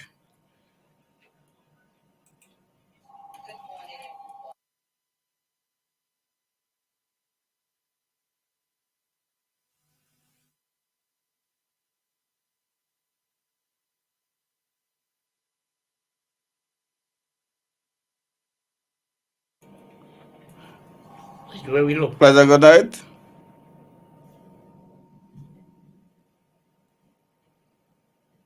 Pleasant good night. Yeah, good night. Good night. You hear me? Yes, yes. Yeah, good night. Good night to you, Good gentlemen. I do Poy is there? Yes, yes. Yeah, well, good night, Poy. Good night. Good night. Mr. Abraham, I'm sending out a message tonight to Kingsley and Queens, the guy that is called Queens, that is called to a lot of radio programs and make a lot of disturbance and try to interrupt people when they're making their contributions and so. And you know, they have a thing, they send out a thing there. I have a clip where they calling me a cry baby. Kingsley is saying I'm a cry baby. He is saying I'm the complainer. So I tell it for them. If I'm the complainer, I sorry I ain't singing calypso because I be singing a lot. I'm bringing out a lot of what happened in St. Vincent and Grenadines. And I'm saying to Kingsley, the cry baby, I have a right to cry because I want to ask him this, you know, when a baby cry, he cry for something that's bothering him. Mm-hmm. You give a child something and take it away, he go cry. Mm-hmm. And when you lose a loved one, as what's happening today, the continuation of the murders that is happening, and people losing their loved ones, they will cry, right? But it's not until it reach home to them will start to cry. So I'm glad I crying, because I crying for the pain that is happening in St. Vincent, things that are happening in St. Vincent and Grenadines. I have children and grandchildren. So I will start crying for them before they start to feel it. They are young still. And what is happening in St. Vincent and the Grenadines? They are feeding from the gravy train. So they ain't ready to cry yet. They can't cry because things good for them. You know? So when I make my contribution of what is happening in St. Vincent and the Grenadines, yes, I am crying. And yes, I will continue to complain because there's a lot of things that is happening in this country that we have to complain and we have to cry about. Poverty and all sort of those things. The vaccine mandate that they force people to take, and the people who go on home without their pay, and who still waiting for their money, for the pay, for their long hard work and sweat and can't get it. I have to cry for that because I have a sister who was a police officer who feeling the pinch because she have her children and her mother is so sick and she have her children to take care of and she's home now sitting down because she didn't take a vaccine. I have to cry for that and I have to complain for that. Well, I go cry too. You understand? So I crying for a lot of things. So when they don't want to hear me talk, they ain't gonna hush me up because this is one who is not gonna stop talking until. And I have something for Vincentians, you know. They wanted a change when they got the change to bring the Labour Party and the Unity Labour Party into office. More than half of the things that is happening today in our country, they didn't get the change for that. But now we have crime at the highest level in this country. I believe, you know, and I pray to God it will happen, that we're going to break another record again in crime, you know. Is it November now, you know, Mr. Abraham? Yes. And you see we reach 40 something. 42. So we climb in. And I pray to God it don't happen. But until we could find a way to deal with the matter and deal with crime, the Minister of National Security, he ain't speaking on this. He ain't saying nothing about what is happening. But he could speak about the tourism. He could go and talk about the man who running tourism and what and what. He talk about that. He's talking about how to healthcare and this and that and all kind of things. But in his department, in his area, we ain't hearing him say nothing. How you gonna take care of that? The billboards that the NDP put up telling you about crimes in the country, they had a big problem with that. But today a cruise ship came into town. And in front of the people right on the dock in Young Island, there was a killing. The people coming off the water taxis and what's not to watch that. Well, they have it on cameras because you know why people are ready to take pictures. Now, out of that and the billboard, which is worse now and which you people are seeing now for themselves? Was the billboard lying? Well, this is something for the Prime Minister, who is the Minister of National Security, to ask himself. It's either the billboard or what happened today, right on the dock in the eyes of visitors who come to our country to visit. It happened right in front of them. So what are they going to say? So I will have to continue crying for that. the boat that was what went away Sunday and didn't get to land one passenger off here. Mr. Abraham, I was talking about that for the longest while.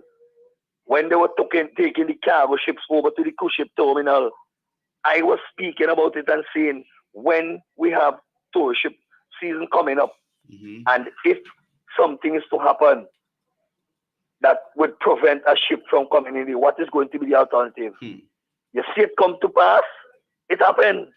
But they don't want me to talk about, they don't want me to cry about that. They don't want me to complain about that. I must stay humble and leave that. First time that ship coming, I think, right? First time that ship was coming here. And it's a very big ship.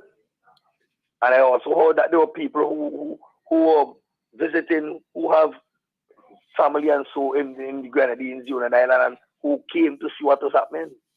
You know? So I have to cry, and I will continue to cry. So if Kingsley and Queens, who in America do, who afraid to come home, Trump making a appearance for them, you know. So I hope when Trump send him home, he could come down and face within the kitchen down here, where the government have us under poverty and all sort of things that happening.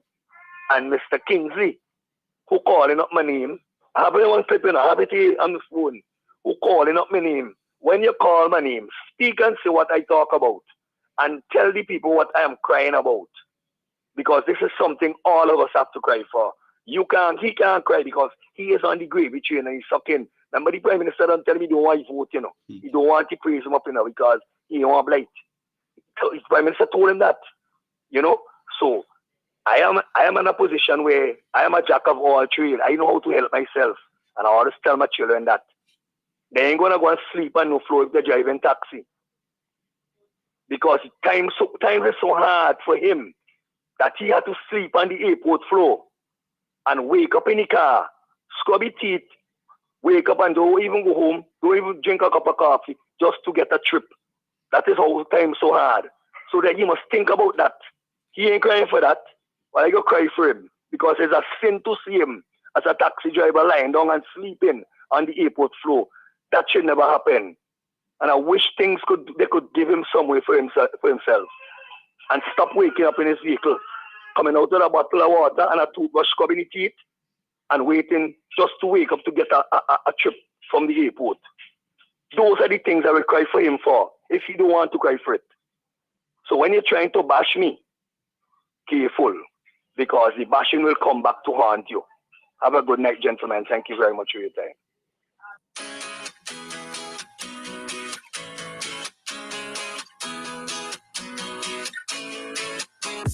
Keeping It Real is an interactive radio program heard only on Nice Radio. Join your host, Joel Abraham, every Friday as we discuss important issues affecting our society from 8 to 10:30 p.m. For persons living outside of St. Vincent and the Grenadines, you can still listen to us on Nice Radio's website, www.niceradio.info, or you can email us at bdsnice@gmail.com, or simply give us a call at 784-456-5967. Remember, it's Keeping It Real, the interactive talk show program heard each and every Friday only on Nice Radio. President, good night. Yeah, good night, my brother. Good night, Abraham. good night. And good night, my brother Paya. You know, we lodge in complaint after complaint, but I don't think sometimes we as a people actually sit down and know where we are coming from. As Dr. Agency does always say that from whence we came. Before we get things right, we have to remember from whence we came. We are a developing country with majority people of African descent that went through slavery. We must know that you cannot take an ideology or a governing system from places that already developed, whether it be capitalism or socialism. Because when we look at St. Vincent and the Grenadines, capitalism in a developing country cannot work for us because You cannot take the mega resources of St. Vincent and the Grenadines and expect to outsource it and think that it would benefit us. Because what's going to happen with that profit, it's going to leave the country. And there is hardly any little left to help our people to alleviate poverty. And we already know what is the effect of poverty. It's going to be crime and more crime. Prostitution, more prostitution. It's going to create a decadence of the Vincentian people. Look at socialism. Socialism with the centralization approach to development, where everything is at the top. You see who getting rich. The masses would always suffer in a socialist development system. We as African people have to use we have to go through the process now where our development have to be from the bottom up. We have to try to see how much we could use our people, creative ability to develop St. Vincent and the Grenadines. Our meager resources have to be put into the hands of our people. There is many things we could talk about agriculture, but sometimes I like to talk about the things that I think the smallest man can actually eat the food. And I will use chichi, for instance. Our chichi industry. When there is chichi, everybody will go to the river with their little sheets and they will try to scrape up some and come to Kingston and they want to sell it out a little bit. Whether half a flying ball, they will sell it whether they're for $5 or what. But for some reason, there is an economic activity that actually in those village communities. So we have to develop St. Vincent and the Grenadines now in a way where you impact the man on the street. Don't let them wait on the man at the top in a social. Nobody shouldn't have to go to the Prime Minister's office to beg for anything. Use our ability to see how much you can start from the bottom up. Spread out the little meager resources, whatever little we in the diaspora can send home. Supposed to be used to help to build up from the bottom up. Help our village communities. Give this tax incentive to the small man so that he can employ somebody. Our approach as developing country is wrong. We cannot import philosophies and ideologies from countries that are already developed and expect it will work with St. Vincent. We have a government that cannot adapt. And I will always use Mr. Eustace. Mr. Eustace is one of the most adaptable leaders that we have ever seen come across in St. Vincent. And our failure to give him an opportunity to build the Vincentian people. I cannot give a government any credit for any project in St. Vincent that is built off of borrowed money. Because any government could borrow money. NDP could borrow money. ULP could borrow money. But a loan is there to pay back. Development is about your people and their standard of living. Look at you. Look around you, Vincentian. Your approach to development is bad. It is wrong. We are African people. We have to formulate a development policy based on our environment and the life that we live in, coming out of slavery. That we could impact each other. Because when everything is said and done, we all share the same heritage. We all go through struggle. Don't matter where opportunity knocks. When everything is said and done, we all are one. Start from the ground up. That's how you impact our people, not from the top down. Because if you can't look, when you're looking up, if you can't kiss up there, what's gonna happen to you? You're gonna suffer. You're gonna fight. You're gonna say, I get mine, you get yours. That's not how you develop a country, man. Leave that for places that already developed. Have a good night, man. All right, thank you.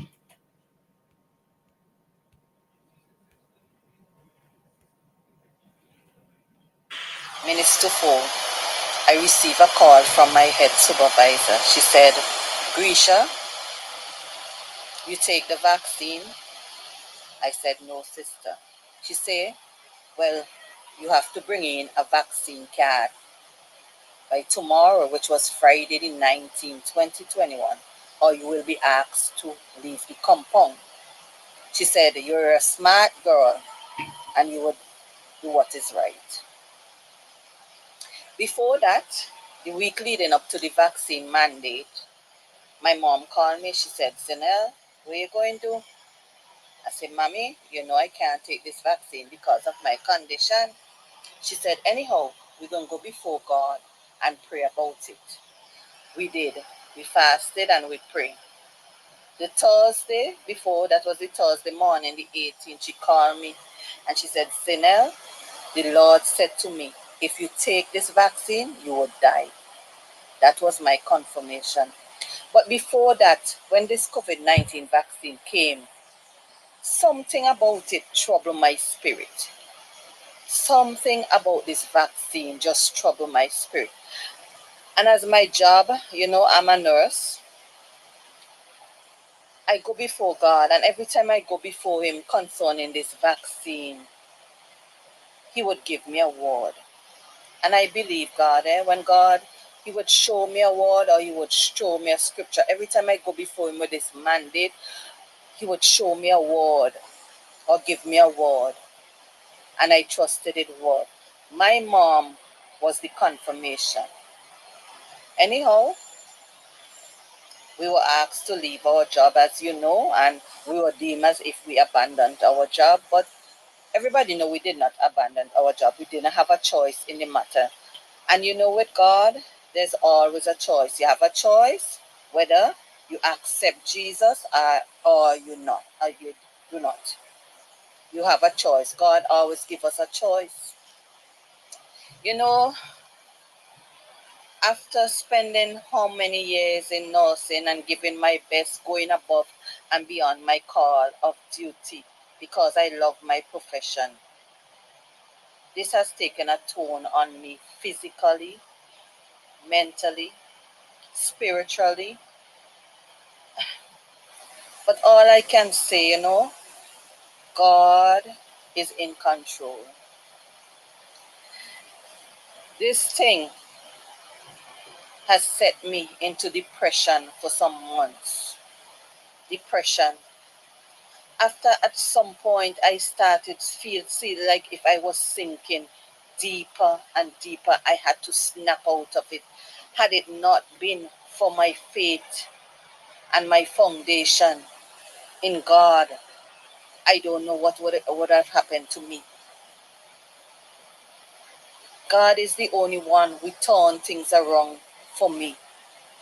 I was in a dark place at one time because it keeps, after you sacrifice your life for a profession, and this is what, because of a vaccine determines your position in a job. Your qualification no longer matters. The sacrifices that you would have made to upgrade yourself no longer qualify you for a job. How could that be? How could a vaccine determine whether you walk or not? And the thing that hurt me most was I walked through COVID-19 pandemic and I never got COVID-19. I was working at Sion Hill Clinic. At the time, different clinics were turned into flu clinics and different clients were sent to my health center. And I, at the time, my clinic was repairing and I was in a makeshift building and I did what I have to do for my clients at that time. So it hurt me. And you know, the funny thing is that your nursing colleagues, they did not stand up. They didn't stand up. Some, they're not going to want to work with you if you not take the vaccine. Some of them call me anti-vax. Some of them said my children would suffer just because I make a stand and said that I was not going to take this vaccine.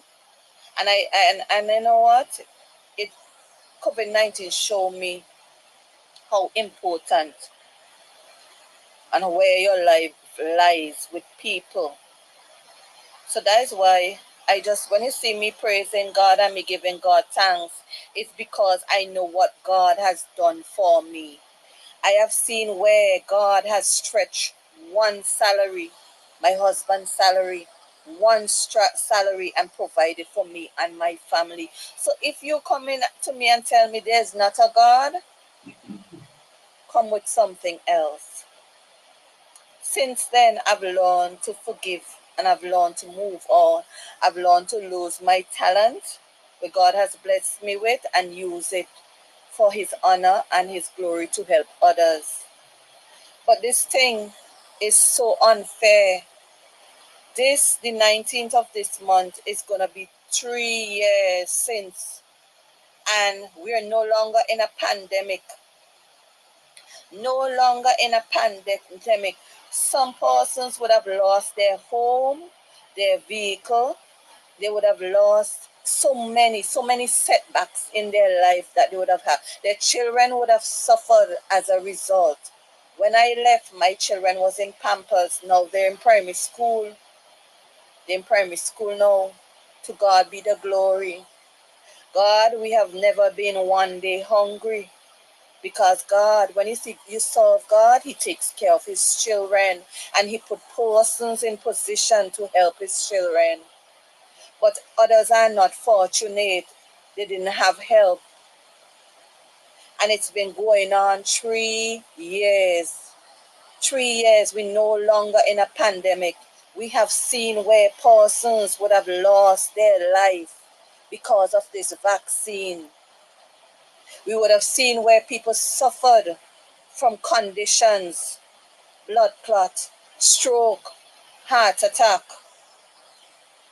just to name cancer, just to name a few, because they put this vaccine in their body, not by choice, because they thought they didn't have a choice, because their job was at stake, and they suffered because of all of this. Some persons, you're suffering daily. Since you took this vaccine, you know that your life is no longer the same. But don't worry, God will deal with them. God will deal. For you persons who took it and said that nothing wrong with you, well, let me tell you, you didn't get the vaccine. You either got a placebo shot or you didn't take the vaccine at all. Maybe you got a card. You paid for a card also. But I can't blame you, because when your livelihood is when your back is against the wall and your livelihood is at stake, I respect whatever decision you had to do. But persons would have suffered. Their life would have turned upside down because of this vaccine, and it's time to put an end to this. I am appealing to the Prime Minister of St. Vincent and the Grenadines and the members, his other members, and the opposition. I am appealing to you guys. Do the right thing. Do the right thing. I am appealing to you. Do the right thing.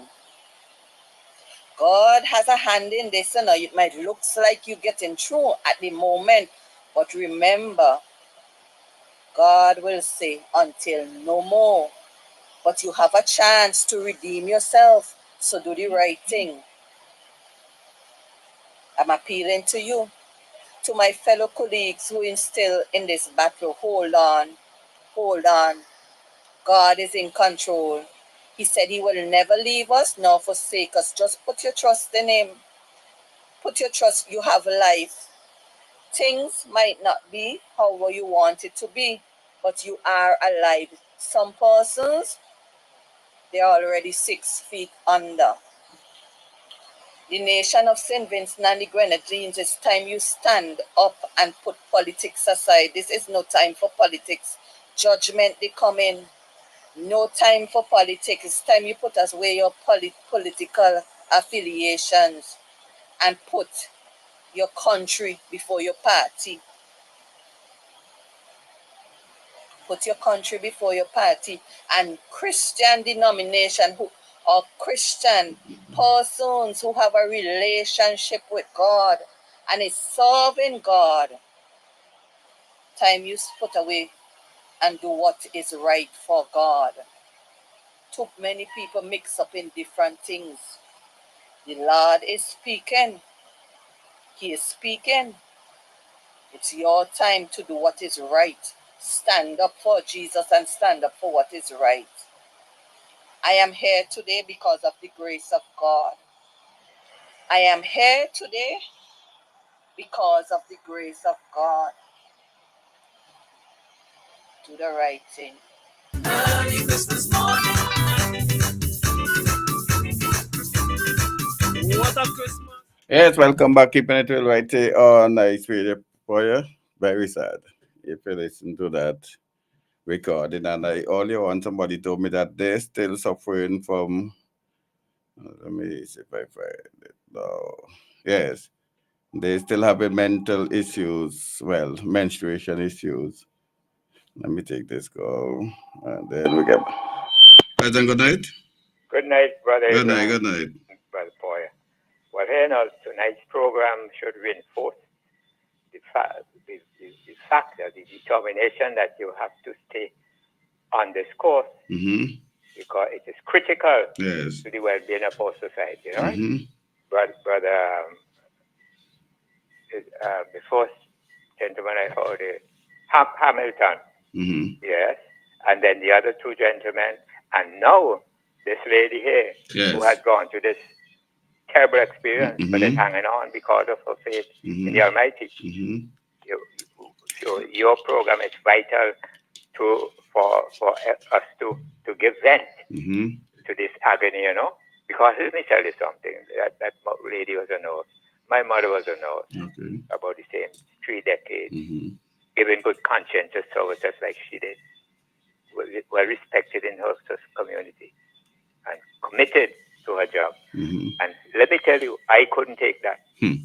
If my mother had gone through that, I would have responded, Mm-hmm. and I would figure I had the capacity to respond, Mm-hmm. given the circumstances that prevailed in St. Vincent and the Grenadines, you know.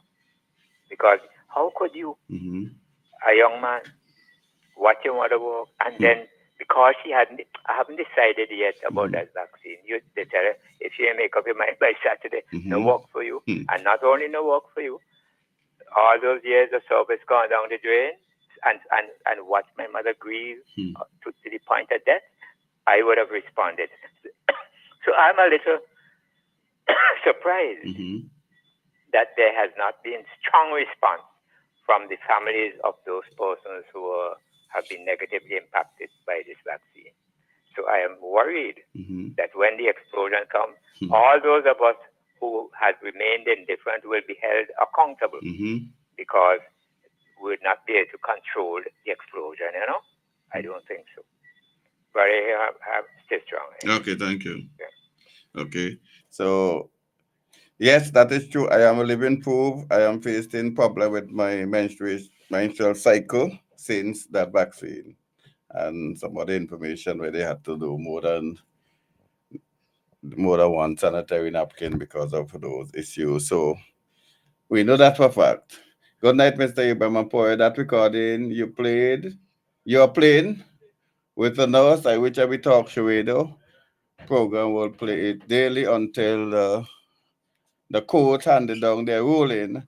And to the gentleman that referred to Charles as a cry baby, what was said in that recording should be enough for us to cry.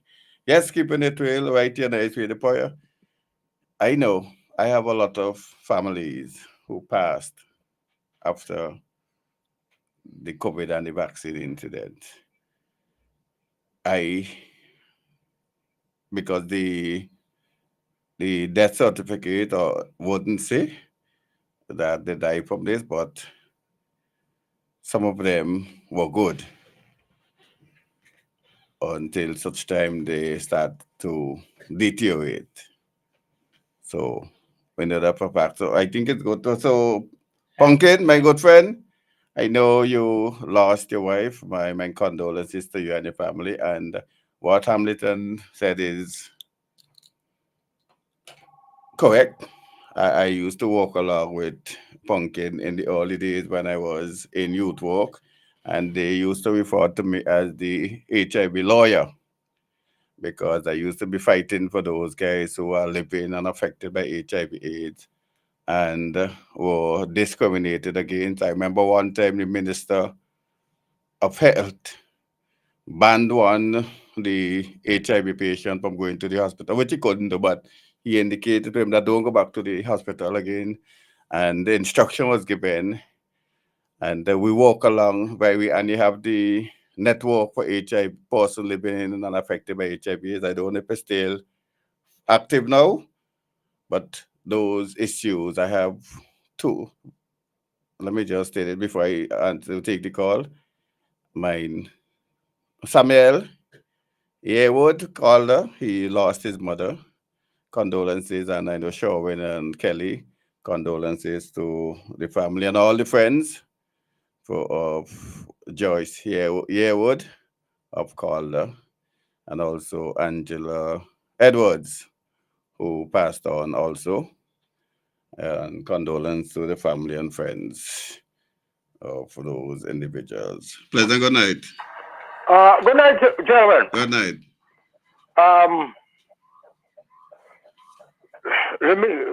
Let me say something. You see, you got a bunch of people who love to run up their mouth on topics you have nothing, no knowledge of. They hear something somewhere and they regurgitate, they have no clue. Now, let me talk about the just concluded election in America. The people, they run up their mouth. They go on all kind of stupidness about Trump this and Trump this and Trump that. Let me get a background, folks. I lived in America.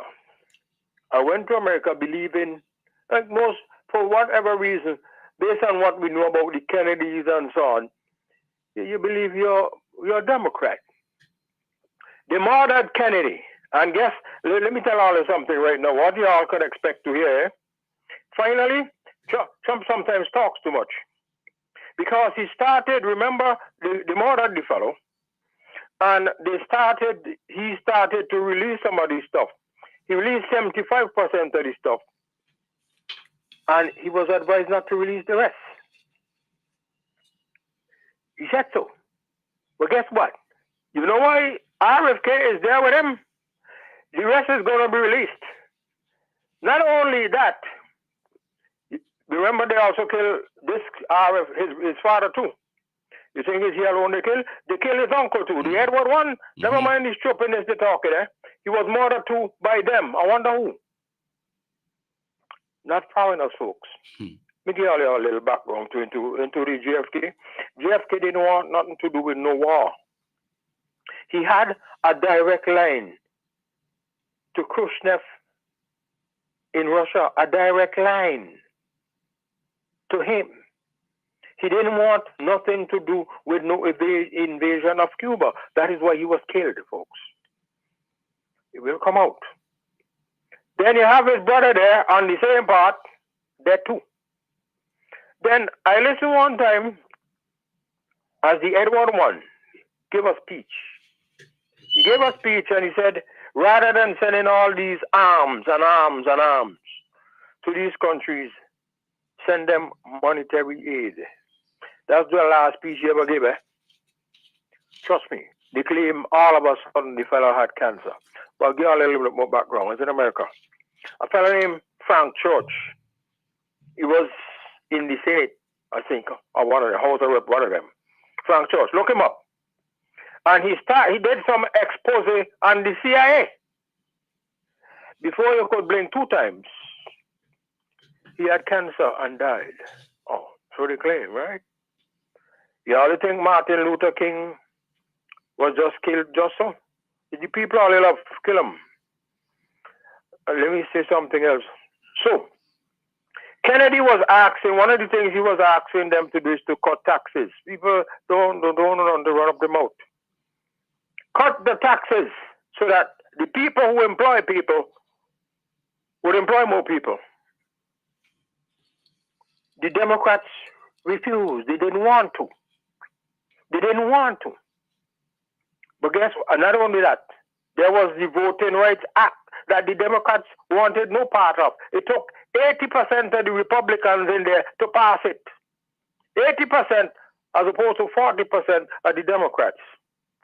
You know, black people, the last time they voted big time for Republican was with Nixon. Then came something named welfare. Let me rephrase that. It named women, infants, and children. women, infants, and children swap to men. Well, guess what? They came up with this policy. You get pregnant, you get money. But guess what? You better don't have a man in the house. Because they will come at 4 o'clock in the morning. This is not a joke, folks. To see if there's a man there and cut you off. Yes, folks. You know who's doing that? You all know who's doing it. I'll have any idea. I'll come on and talk all you ignorant in all your ignorance. Well, a fellow named Jimmy Carter, Democrat, he said, no, we got to stop this thing. Because the biggest family that was being destroyed were blacks, black folks. So they come up with that, and guess what? Black out of wedlock birth went from something around 20% to 72%. And guess what happened after that? The boys, about 5%, you hear, crime. The boys now without father, without any disciplinarian in the house, in jail, 60% of them. In jail, folks. In jail. So Jimmy Carter said, no, we got to stop this. Came up with a plan, addressed he was expecting a fellow named Daniel Patrick Moynihan to back him. Daniel Patrick Moynihan was the senator from New York. He wrote a book, Slouching Towards Tomorrow. Yeah, Slouching Towards Tomorrow. I wonder what that guy was talking about. But guess what? When the thing came up, Moynihan didn't back Carter. As a matter of fact, the Democrats turned on him and he became one-term Jimmy Carter. One-term Jimmy Carter. They don't know that. They don't know that. So, you hear them running up the mouth, Trump this, Trump. Well, Reagan came in. Immediately I supported Reagan because he was saying things I like. Let me say something. Imagine, I'm in America. Y'all don't laugh, folks. Don't laugh. My salary, when I just got there, the first job was like $8,000 for the whole year. Yeah, making maybe $135 a week. Yeah, that's it. That's it, folks. Some trippiness like that. Nothing. But then there's this party that every Monday morning you wake up, they want taxes. They want more money from you. I have to be a total idiot to come from St. Vincent. I tell some of the white people up there, when I'm in St. Vincent and I see rain set up, me ain't going nowhere. So the fella say, what are you doing here? Because guess what? In 20 inches of snow, I better go to work. Yes, I had to go to work. And then the people who were working no place, the benefits they were getting from the government, it was equivalent to like $26,000 a year. Serious now. I got to be real stupid, not true. I got to be real stupid to continue to support somebody like that. So you come up now, guess what? In 2016, because Trump was always a Democrat. Trump is the man. You see, when Jesse Jackson was running for president, his biggest funder was Donald Trump. I wonder how many of you know that. Yes, but all of a sudden he became a racist because he turned Republican. But I was, I didn't want to clean at Trump in 2016. But to get all your joke, the Sunday morning before the election, my phone rang a few minutes after 8 o'clock. And a certain individual tell me, he say, your man going to win, man. Those newspaper people in what? This is Sunday morning before the election, He said, Trump gonna win. Those newspaper people were telling lies. They know what they want. 90% of the journalists in America support, not just write stuff, donate money to the Democrats. 90%, folks. Check it out. Anyway, so Trump got in, and then he started to do something. One of the things that happened is black unemployment was the lowest in 50 years. What? Say what? Yeah, have no part of murdering babies. People like talk about the innocent and the innocent. Who voiceless? Who is more voiceless than a child in its mother's womb? Eh? Who is more innocent than that? So now here you have a woman, Indian. She's not black, folks. Whose main line on her campaign? The main line, folks, is some nonsense about a woman's right to murder her baby. I wonder if anybody want to get, I got tapes here of doctors who murdered babies and telling you how it's done. Won't do it again. They pull off a hand, they pull off a hand, they pull off a foot. And you know what they have to do next? They have to crush the skull to get it out of there. I got to hear from doctors, folks. You all support that? That was her main thing. But here's what is beautiful about this whole thing. This woman spent $1.2 billion. $1.2 billion. Y'all want to hazard a guess of how much Trump spent? Y'all want to hazard a guess? All right, don't guess. 354. 354 million. And he won everything in sight. You know why, folks? Because the majority of Americans don't cotton to murdering the innocent. You have a chance not to get pregnant before you have sex. Do it. After that, except in the case of rape or something like that, no. I'm done with that for now. But now you just played a tape there, my friend. You just played a tape there. And somebody suggested, no, sir. Raphael, my cousin, and we used to refer to his mother in Chumaka as the doctor. I go down there, she tell me I must go sleep. I don't sleep. I say I got a headache. She say, because I only pay from her. She say, you don't sleep at night. Go sleep. So there was a doctor there, Dr. Smith, I think. I go to the doctor still. The doctor tell me the same thing. I'm not sleeping. Go sleep. Your head will stop hurt. Yeah. So, you have this nurse there. You heard her, folks? You heard her. Anybody don't feel for her? You heard her? Because she refused to become a guinea pig? By the way, I heard a fella the other morning calling Jomo Thomas a hypocrite because Jomo changed his mind. But you see, them people who he talking to, they lack the necessary knowledge to counteract rank stupidity when they hear it. Because guess what, folks? Anybody in this country here could remember Ralph Gonsalves' position in 2020 on COVID? Anybody? Anybody at all? The entire time in 2020, what was his position? Mocking everybody, other prime ministers. I joined him. I made regional news. Yeah? And here comes Bill Gates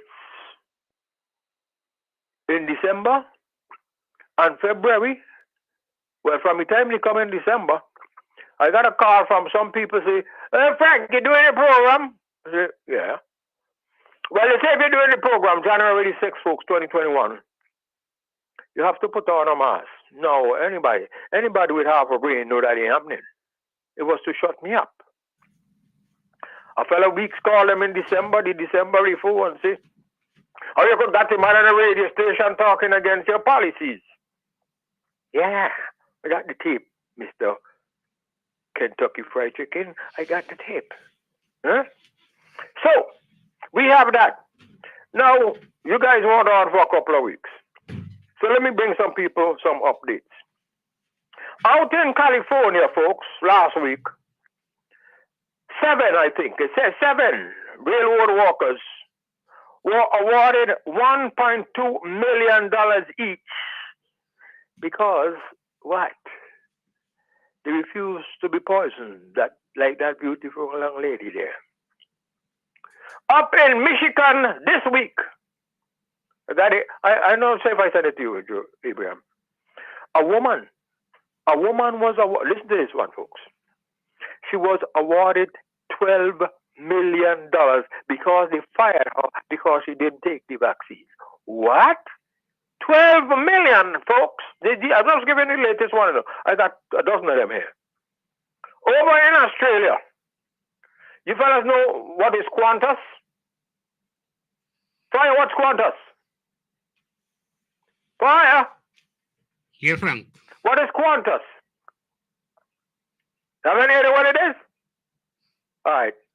Let me help you all out. That's the national airline of Australia. They fired 1,700 workers. I'm not sure if they told them to get off the compound. They hired them. The court ruled that they got to compensate them. The only problem is, a couple of years ago, Qantas was broke and had to be bailed out by the government. So I don't know about these 1,700 workers now having to be paid for all them times with interest, folks. With interest. With interest. You know, Abraham, I was trying to get you all something here. My thing here giving me a problem. But this thing that I'm about to read a little bit of, because I can't get the whole thing printed, was sent to me in July of 2020. Wolfgang Woodall is a German physician specializing in numerology or treatment of lung diseases. The renowned Johns Hopkins University in Baltimore awarded him a scholarship in epidemiology. At the turn of the millennium, he was chair of the subcommittee on health and our Council of the European Parliament Assembly for many years. As a true expert, he explained that the current corona pandemic has been artificially created. He did? How did this happen? Under pressure from political, pharmaceutical, and other interests, the WHO has changed the criteria for a pandemic. Previously, two major criteria were established. One, the percentage of illness of the total population in the territory, and two, the percentage of deaths also of the total population in the territory. Accordingly, the mass character of the disease was determined, and then either it was a pandemic or not. In 2009, the criteria were changed by excluding these two main indicators. Now, the only criterion is whether the virus is spread, so it is possible to declare a pandemic for even flu. What is new now? What is now decisive is that if you want a pandemic, or if not, it really is a pandemic, said the German expert. I'm going to read the rest of it. I'll send it to you all. I'll send it to anybody who wants it. But I just told you it was sent to me in July of 2020. That year, right? But I'm sorry I can't get to it. Next week I'll try to so people could get the whole thing. Anyway, the conclusion of this article here was that it was not necessary to give it to anybody because it wasn't killing anybody. Y'all, come on, guys. Let me. Anybody want to guess? Oh, let me tell all who I got it from. Who the name? Byzantine Catholic Patriot. The Bayzantine Catholic Pratiachate. That's who published the thing, and they said the vaccine was neither good for the world or the people in the church. That was the concluding sentence. Y'all want to guess who sent it to me? Come on, guys. Make a guess. Make a guess now, guys. July 2020. Somebody in St. Vincent sent that to me by way of email. You want to make a guess? Why these guys are so chicken? Like Abraham, you dare say you meet the man who was promoted. Call the man name, what happened? He can't sue you. The man was promoting, telling you take vaccine and take, say who it is. All right, guys. St. Vincent and Grenadines, no more suspense. I got it from the email of the wife of the Prime Minister of St. Vincent and the Grenadines. Good night.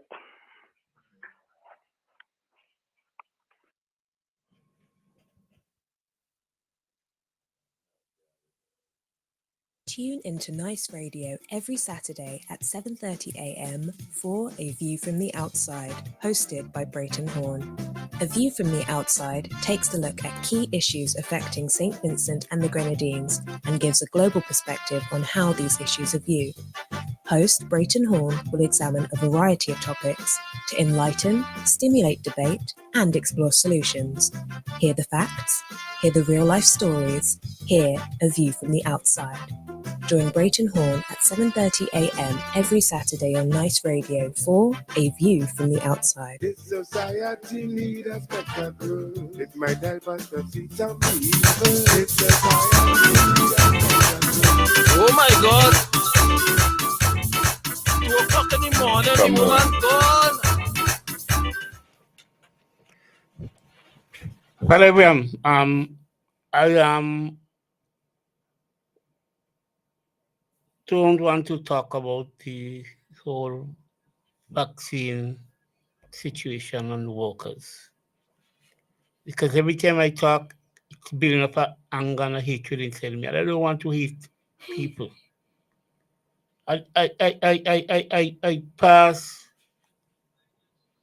some permanent secretaries and senior civil servants who gloat over what they have done. But this is Karma don't sleep. This is Karma is a bitch. I say no. I say Karma is justice. And what I mean by that, what happened to these people? And this would be their 4th Christmas. But some people may spend the rest of their life in torment, begging for people to come and see them and get pardon in the latter stages of their life, when they should be enjoying the fruit of the labor. Some of them would deal like ghosts in the big mansion that they built over what they have done to their fellow man. Yeah. I know I have people suffering, children and relatives, because they wasn't strong like me. I told them not to take no vaccine. I told them we challenge that in the court. But some took one, some took both. And I could tell you, they are feeling the impact. Painful period, cloud coming out of them, but yet still. And still, our Prime Minister has the gall to say that he was guided by God. Oh, God. I met an I met an individual who told me that she had her menstrual cycle for 6 months after taking the vaccine. 6 months. So, I don't know. I can't believe, because I've never believed that people would treat their fellow man in such.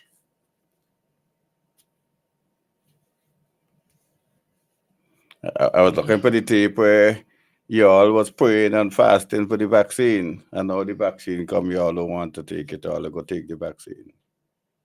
Remember that, Abe? Yeah. I mean, the thing is, it is that what disturbs me most is that you haven't heard, well, the church on the plight of some of them are the members, the plight of the members after this vaccine mandate and what has happened to the church since then. Well, I know there's only one church that has been consistent, the Chosen. Yes. They have steadfast Correct. and whole right Mhm. and continue to champion the whole situation. And the teachers had their march today. However, The teachers had the march today, and they had it this time where it all started in 75. yeah, At next the year end will up, be the 50th anniversary. they end up at the Bishop College, where I was told is where the teachers and they were taking run. us. Yeah, Yes. with, people like Vibrated Kicks. So- I hope next year that they include people like Vibrated Kicks on the program to talk about their experience. Well, you should have some people who were there initially. I remember you should have some people who were there to talk about the experience if you're celebrating. But so you had that experience, that terrible experience, and now teachers had to live through Another. every year for the last 3 years, 4 Christmas now, where they suffered because of a choice.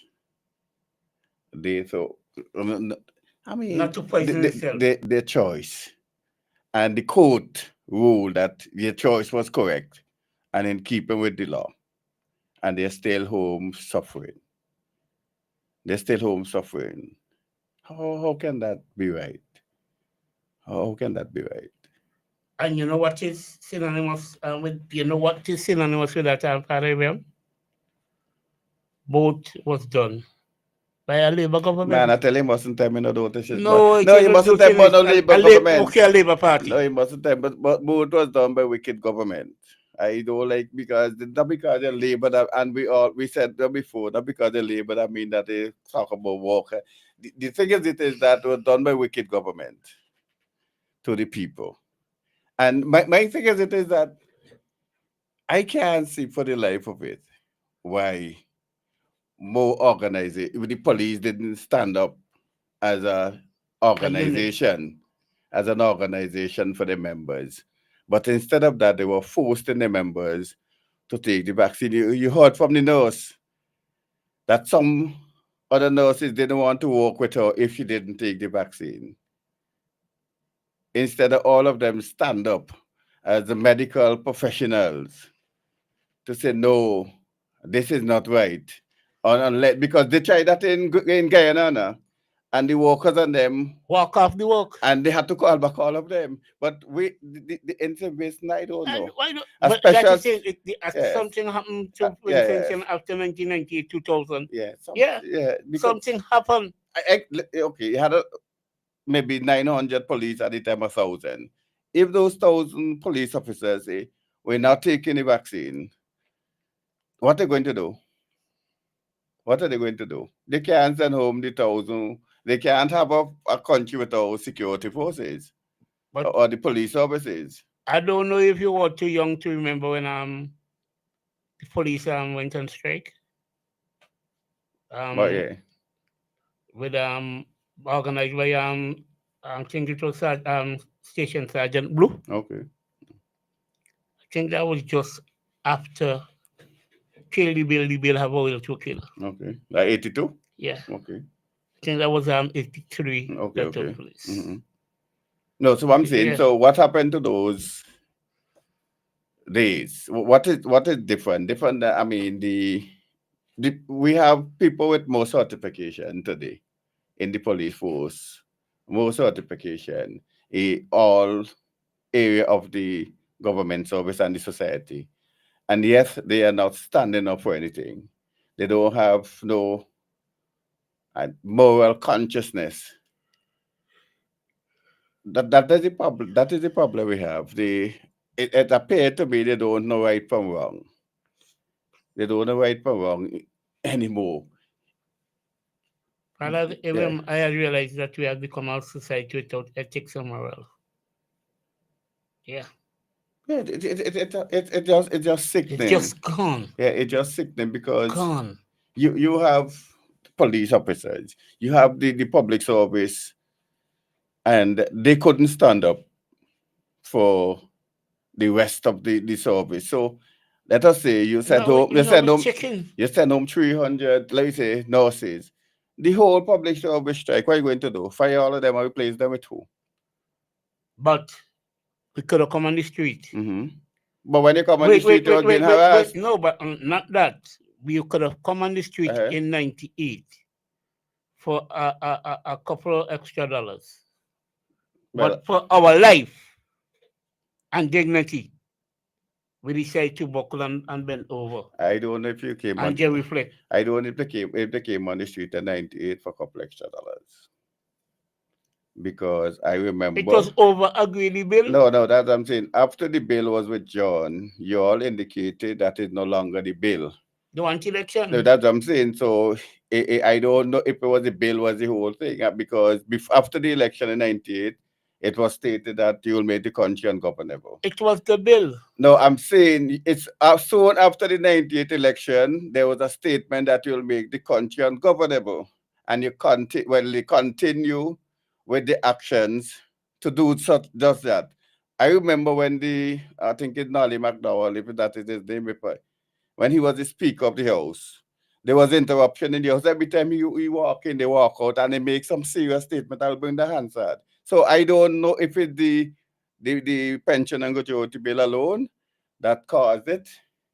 But the thing is, it shows you that our people can be easily manipulated because they were told that don't take the 12%. So if you were promised 12%, you were promised 30. You were promised 12%, and you said don't take the 30%. We're going to give you 30.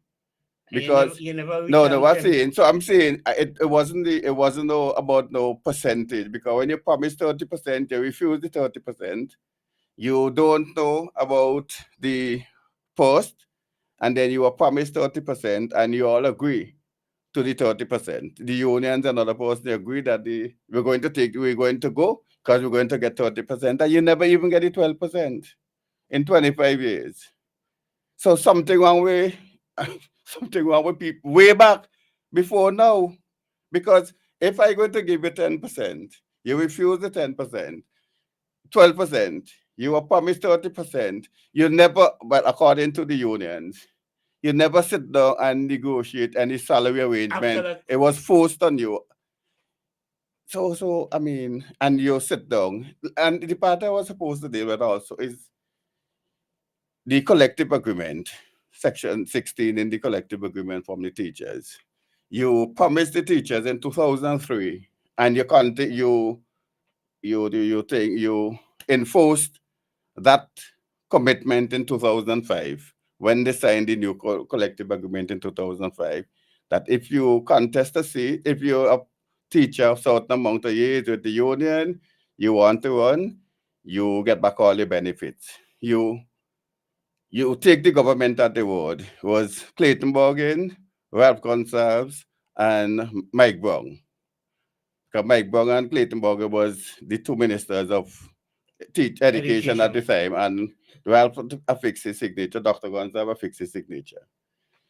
You promised those teachers that, but to some extent, I blame the union too, because the union needs like a tapping up too, because the union should have known that the constitution had to be amended before that could happen, and they did not force the government to amend the constitution to have the agreement take effect, because it's a part of the constitution and one of the disqualification for members to enter parliament if you are a public servant or if you're paid by the state. So they also should be blamed, and because they should have referred the collective agreement to the lawyer, but they was duped by the government, and you did not get that as you agreed to.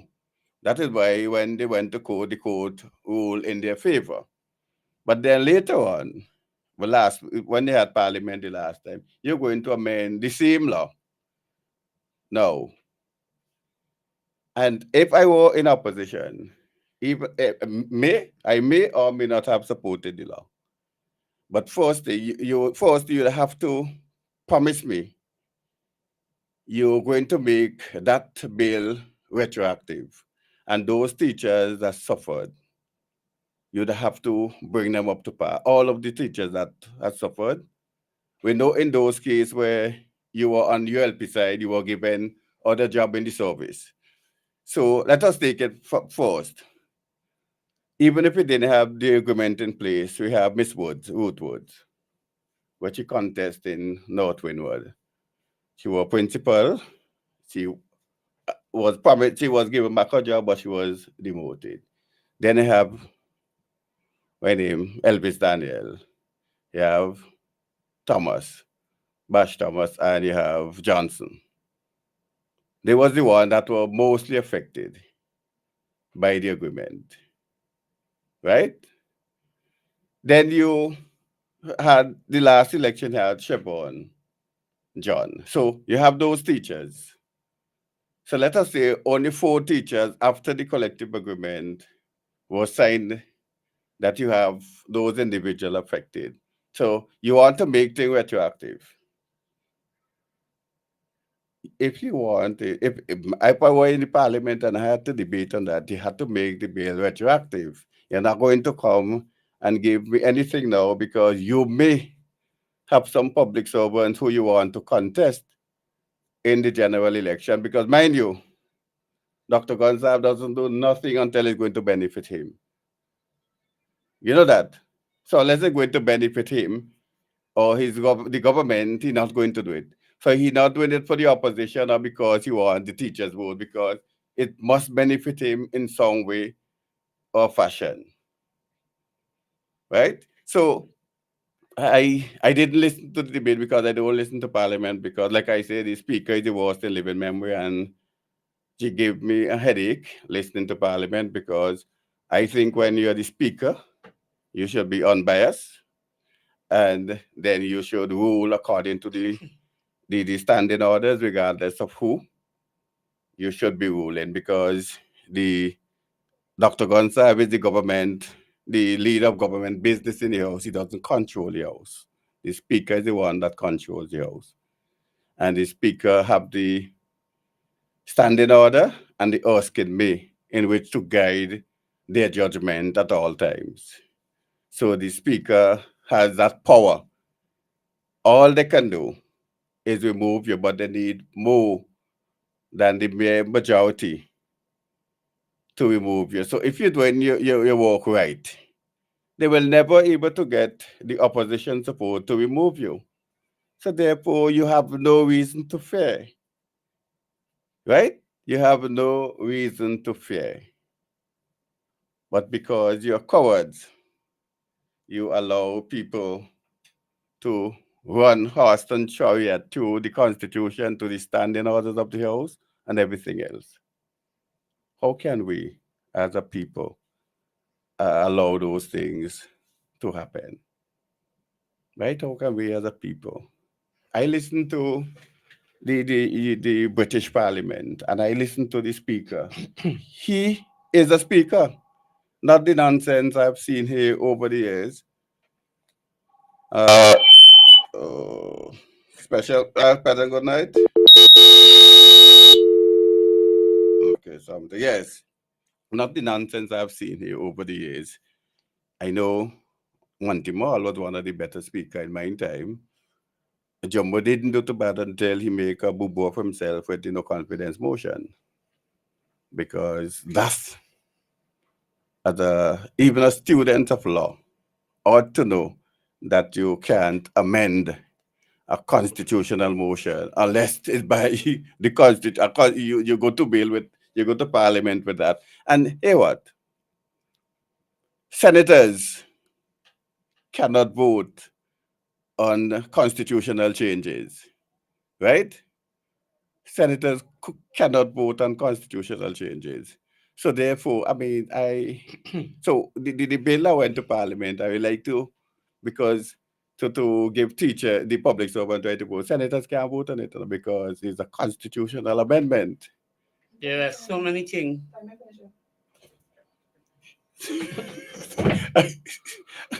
I go in over and I know the time gone so far. I didn't know the time gone so far. Pour your clothes, please. Well, folks, Keeping It Real is back on the air. And enjoy your weekend. By God grace, we should be here next week. Oh boy. 11 o'clock. I'm going to go see like you might study any time.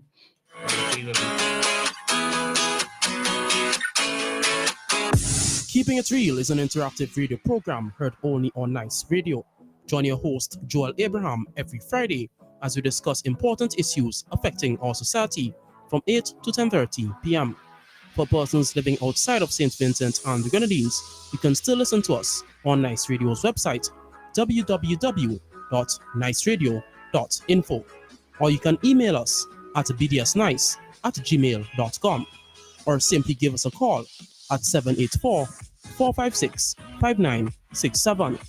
Remember, it's Keeping It Real, the interactive talk show program heard each and every Friday, only on Nice Radio. Your staircase isn't just to get from one floor to another. It's the centerpiece of your home. At District Stairs, we specialize in turning ordinary stairs into extraordinary features. Whether you're looking for a brand new stair construction, refinishing an existing staircase, or adding beautiful railings in wood, glass, or other modern materials, we've got you covered. Our expert team designs with one goal in mind: to help you stand out. Let your staircase be a conversation starter, the statement piece. Visit District Stairs today and build something unforgettable. Step up into elegance with District Stairs. Since 2012, we have provided reliable, professional dialysis services in St. Vincent and the Grenadines.